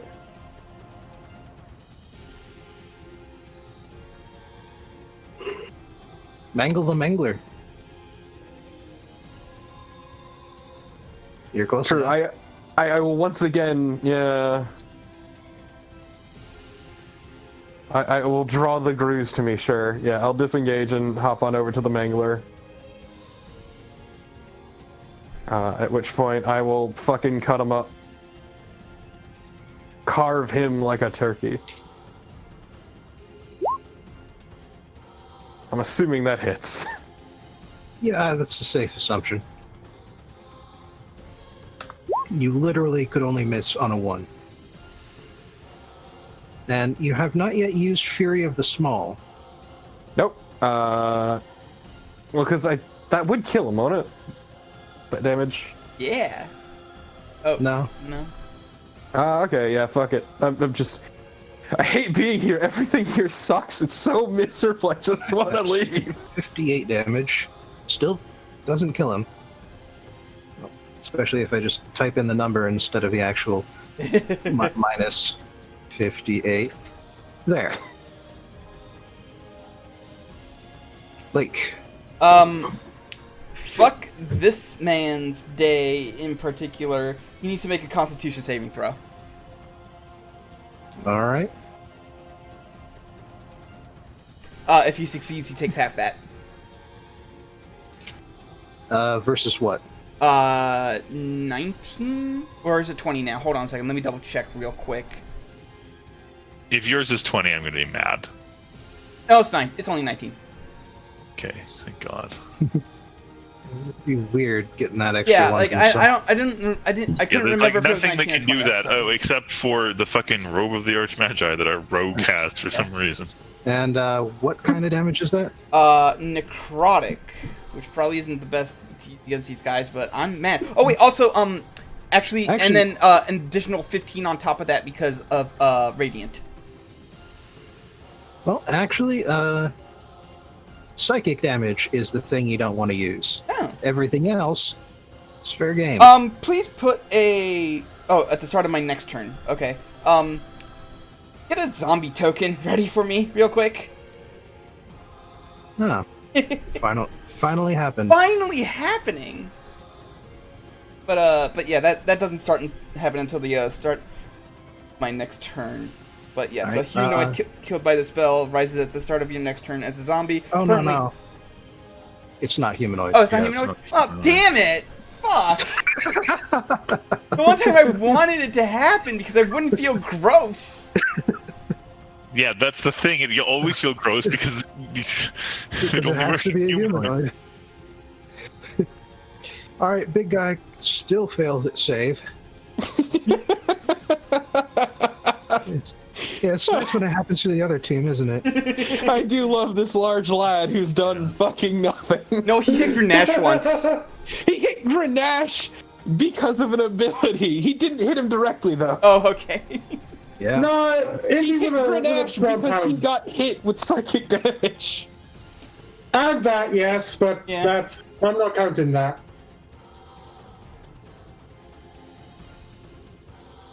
That was just Harvey's backfiring, unfortunately. Why didn't one just disappear? Because Marlia killed one Oh, okay. That's what that is. Yeah, she can do things. and I injured the other didn't- one. I didn't realize it was her turn. Oh, yeah, it was her turn. And now she's done. Okay. Yeah, she's doing the warlock thing where like their turns are extremely quick because all they do is cash out just fine. Now, what will Harvey do? Alright, well, he's used his big spell and he's used his big Mind Blast, but he may have Mind Blast back. No, he doesn't. That's the opposite of having it back, if I recall correctly.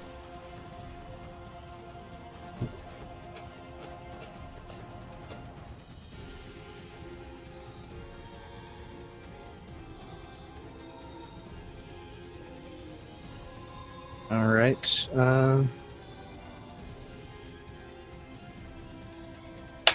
with everybody packed in together like this, it's not that conducive. He's going to get a better angle over here and hit Muscle Man with a lightning bolt, which, as you mentioned, automatically succeeds. Or they automatically fail the dex save. Yep. Cacao. Aurelia. Oh my God, I can't believe we're in Poland. All right. Huh. I don't even know what I want to do, really. I mean, guess just attack something. I mean, I still have tons of spell slots, and it feels like the fight is kind of over. But then again, I could also see Bobbin throwing something random at us. I guess she'll just come in here and attack the Gru with Booming Blade. Why not? Fuck up the Gru, let Silky have the Mangler. Yeah, I'll let her finish off the Mangler. Yeah, plus you would have disadvantage if you attack the Mangler.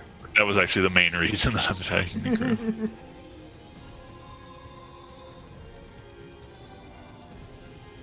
shit! I forgot to use my bonus action to move my hex. Can I do that real quick? Not that it really matters. I'm gonna move it to the big guy. Ah, all right. Pretty sure that kills it. Yeah, that'll do. And I'll just dodge again as a bonus action just in case, but probably won't be. Grenache. Fuck up, meat man. I mean, that's the idea. Massive mountain of meat. Massive stunned mountain of meat. Planet filled with beef and pork. Tenderize that meat. Eat that meat! It's a portal to the meat dimension.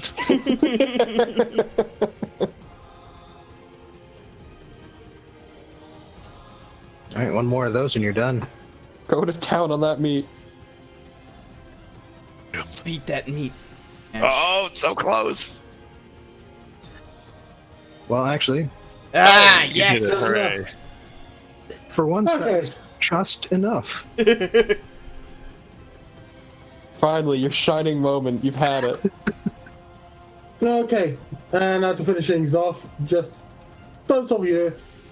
Flow your blows. Let's finish this other son of a beep. No, the fight's not over if you kill him, though. There's still the Gru off on the left. There's Yeah. still the groove. Mm. Nobody cares about the group. Yeah. No!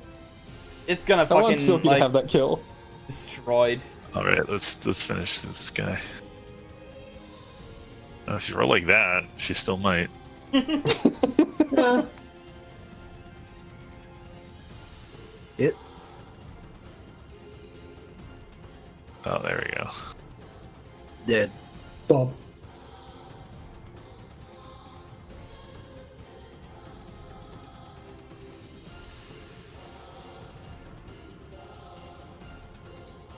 Right. She is going to use dash as a bonus action because she is a Oh. vast ranger. Fancy.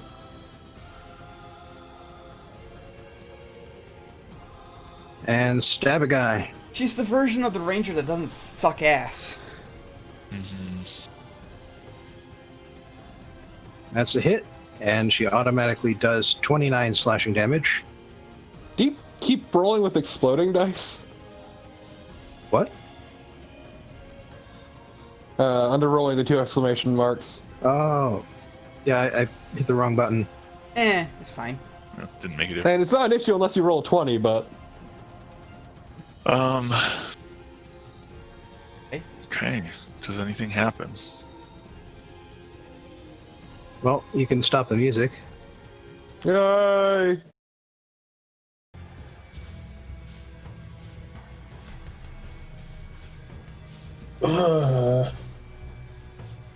Because aside from an unmoving pile of worms and a few fleshy humanoid-esque monstrosities, nothing more is moving on the field now.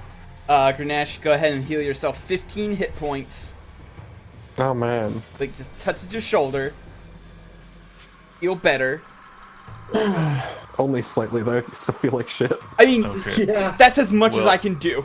We don't want to dally here too long because we do need to think about our friends who are currently Yeah, holding off let's- a huge horde. Let's go, like, right now. Unless killing Camillio ended that, I don't really know exactly. Well, here's the thing. You've done what you came here to do. You have destroyed the last cell leader of the worm that was threatening your home planet. And when you return to your rear guard, you will find out who survived and who didn't. I'm not going to go through any big, long thing with that. Instead, what happens is that Cat runs into the room. What happens is that I am going to roll for each member of the rear guard, and their bonus is for the total number of rear guard members. So that is 1, 2, 3, 4, 5, 6, 10, 11. And do those scrolls help out any bonus, or do they make the DC Yeah. lower? Considering them how an- easy that fight was, I kind of wish we'd left more people with the rear guard. Yeah, But same. But I will give them an extra +1 for donating the Magic Circle scrolls. DC is 15. Okay, that's not too bad. Not too bad. But if they fall here, they will not be able to come back. Are you just gonna go down the list? I will be going down the list. Oh, Jesus. Vegas Lorem lives. Oh my Oh, god, Jesus. barely. Oh my Barely. god, Lorem! Lorem, please. I would legitimately feel bad if Lorem died. Yeah. Well, the adventurers aren't even here, right? They're doing other stuff. No, you brought the adventurers with you. Oh, okay. They returned as reinforcements, giving an extra +4, giving an extra +4 to this roll for everybody. Oh, okay. Yeah. Oh, hell yeah. Someone And as a became matter- more alive. And as a matter of fact, they They leveled up. yeah, probably. Either way, they definitely displayed their full competence.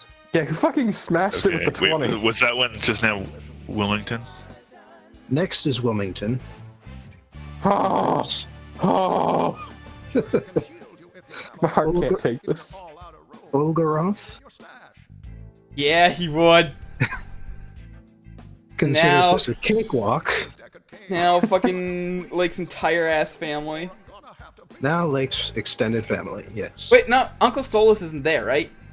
Because he died and then resurrected and decided to stay behind. Yeah. Okay. Right. So I should have been rolling with 11s this whole time. And everybody would have still lived.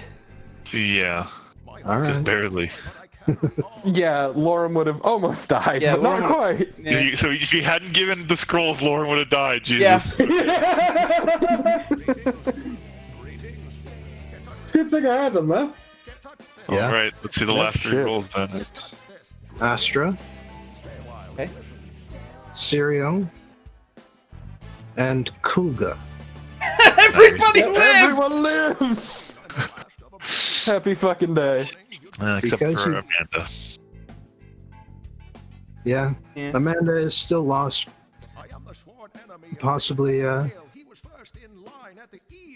Wait, hold on. Is this still the Diablo soundtrack? What the fuck is this? The Kane rap? What the shit? Yeah. What are you listening to? I'm listening to the Diablo soundtrack again. Yeah, that's what I told when Bobin told us to pause it. I was like, "Oh well," right before the Kane rap.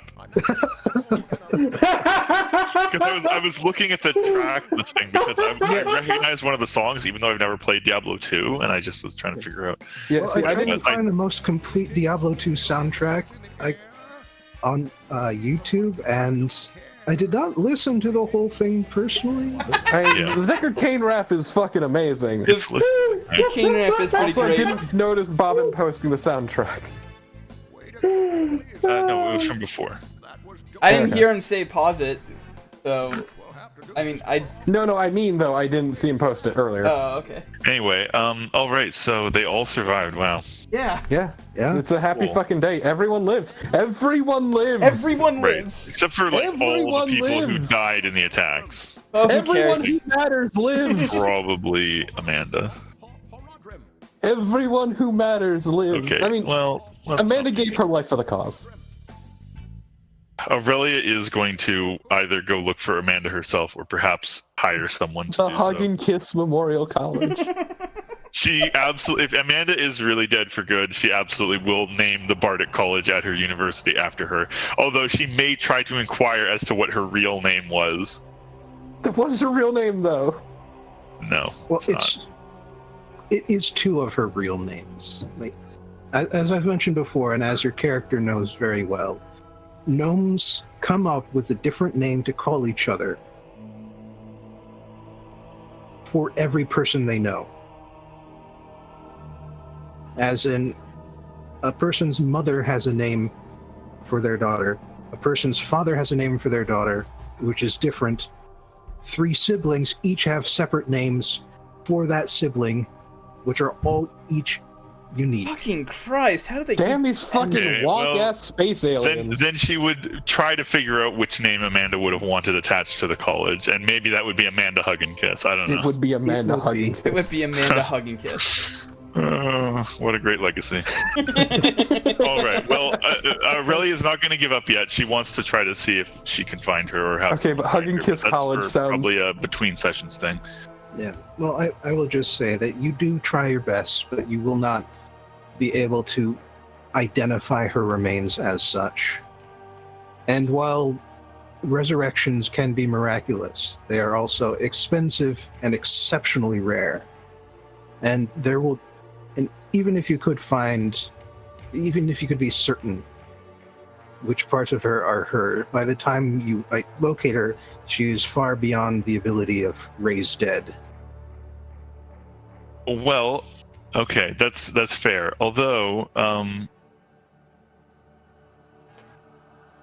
the spell resurrection itself, you need to. You need to have some part of the body. Mm. But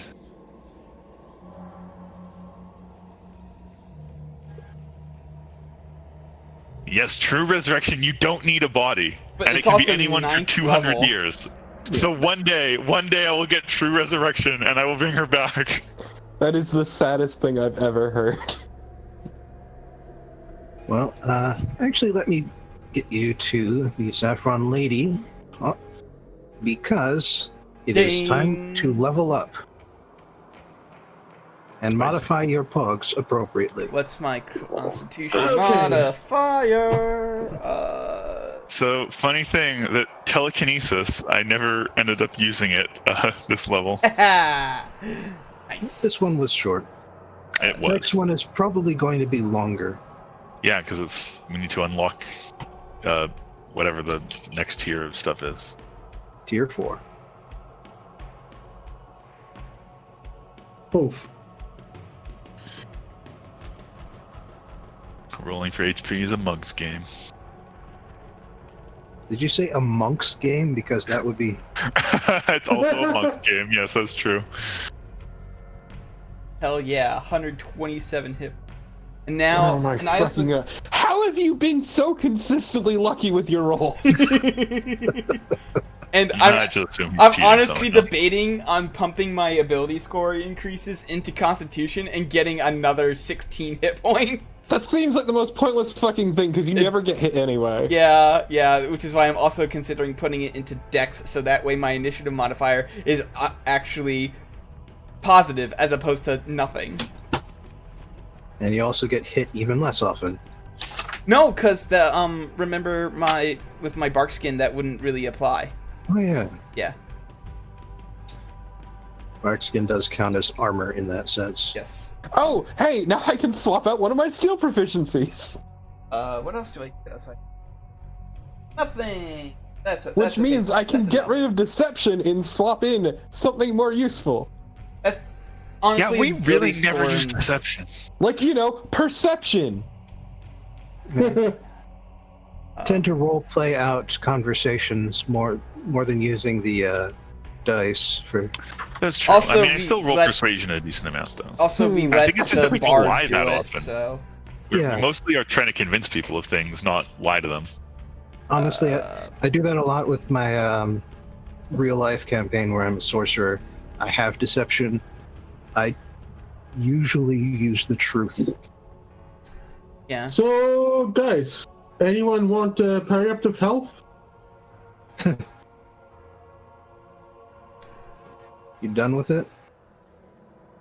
Well, I don't need it anymore. So, if someone wants it.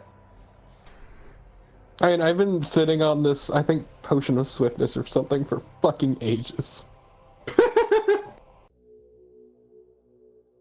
I have a bunch of items that just are burning a hole in my pocket, but also I will never Shit, give I them can't away. get true resurrection. It's the only resurrection spell bards can't get. Mm. Eat it. I I mean, I've could, still got I could switch out one of my other things for it once I get 9th level spells, though. I've still got 2 potions of water breathing from one of our earliest things. And like darts from when we started the game. I can get a Yeah, new spell. If you want to clear up your weapons tracker, you go right ahead. I've seen that thing. Yeah. How many spell slots do I have? Okay, I can still only use third. Hey, Torpo. Yeah? Wanna see something? Wanna see something gross? What? Take a look at my hit points. You went for Constitution I went after for all. Constitution, yeah. All right, and Oh, you get a thing this level. Oh wait, do I get a thing this level? don't forget to all update your hit points on your pogs. Yeah, mine's already updated. I've just got a lot of 10s at the moment. Yeah, I've Yeah, I'll updated update mine in a mine. moment. You Mostly, know, I'm looking at Aurelia. I also think that I had the wrong HP this whole level. Anyway. That's why I'm looking at you. Yeah, it should have been 108, like Lily's, right? Yes, it should have been. It is now You 115. both have the same Constitution modifier, and you've always been taking the average. Yep.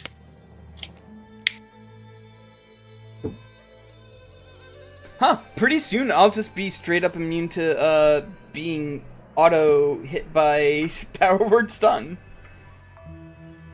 Mm-hmm. Lily?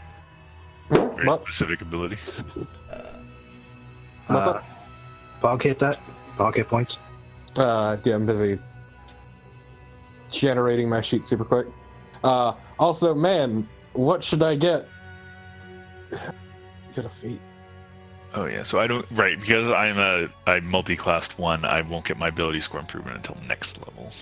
Sad. Yeah. But I do get access to I know. 8-level spells. You can, I've always, got another 2 levels of mine.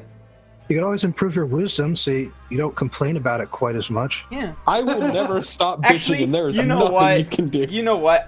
That is another point in favor for upping dexterity instead. So I'm gonna bump that up instead.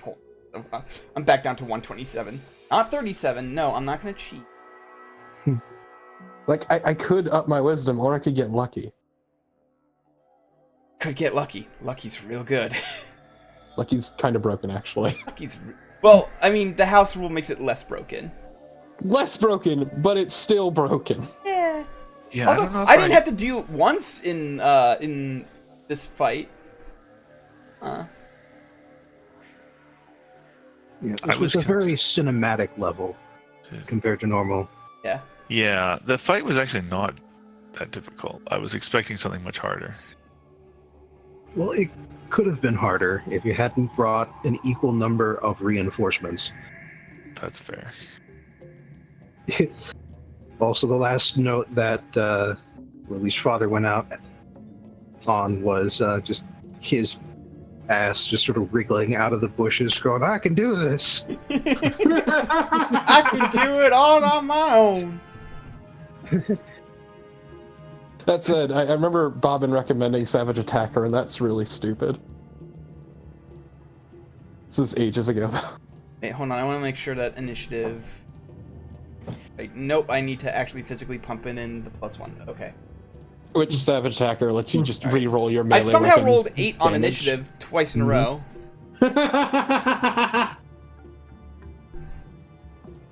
Elliot Also, echoes lands, and I'll I give do you like the this help. level of hexblade, but man, I really want to get to the level where I can get wish. Yeah. Also, I can now move 50 feet of turn. Oh, nice. I didn't get anything cool. I just got an extra 2 dexterity, so I will stop complaining forever that my dexterity is garbage. Now it's only... Meh. Yeah. Oh, That I is could take meh power as word stun, all my other speaking of stats. that. Oh, I could also take dominate monster though. Yeah, Dominate Monster's real. I didn't take it, but it's real Actually, I good. could take both. That's a good point. I probably want to just take both. Yeah. Why not both? Because I'm gonna switch out something anyway. Possibly True Seeing, because Grenache kind of has that covered, and Yeah. blowing a 6th level spell slot on is Yeah. When we can do it pretty much freely for as many times as we like. functionally as many Well, times 3 as we times need a to in a day. day. I mean, that's functionally how more than you really ever need it for. Like, there's no need to double up on it. But let me see if there's any spells I want to replace. Also, I will say that there was that sort of pro and con choice you guys made in the last session about whether or not to bring everybody, because if they had stayed at home, they would have been guaranteed to be safe. Mhm. But because you brought everybody also everybody managed to survive. Yeah. So Yeah. Power of teamwork. Yeah, friendship. We survived the suicide mission. I come up with a dad squad. loyalty missions. Exactly. The dad squad. Three dads and one more dad who was there in spirit. Okay, well, now I have a +10 to perception. Oh, you too. Oh, wait, no, mine's plus I- 12. Yeah, but I can't roll lower than a 10. Yeah, same. All right. So I have minimum 20 perception at all times. How you doing, motherfuckers? Oh yeah, and my bardic inspiration dice are now D12s. Ooh. This is the one time I can outperform you on a skill because I have a minimum 22 perception at all times.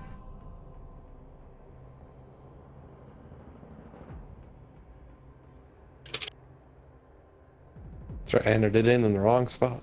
It's fine. Okay, there we go. 115 now. And then I need to figure out my feet. I'm gonna start the recording. And then with that, I will... Yeah.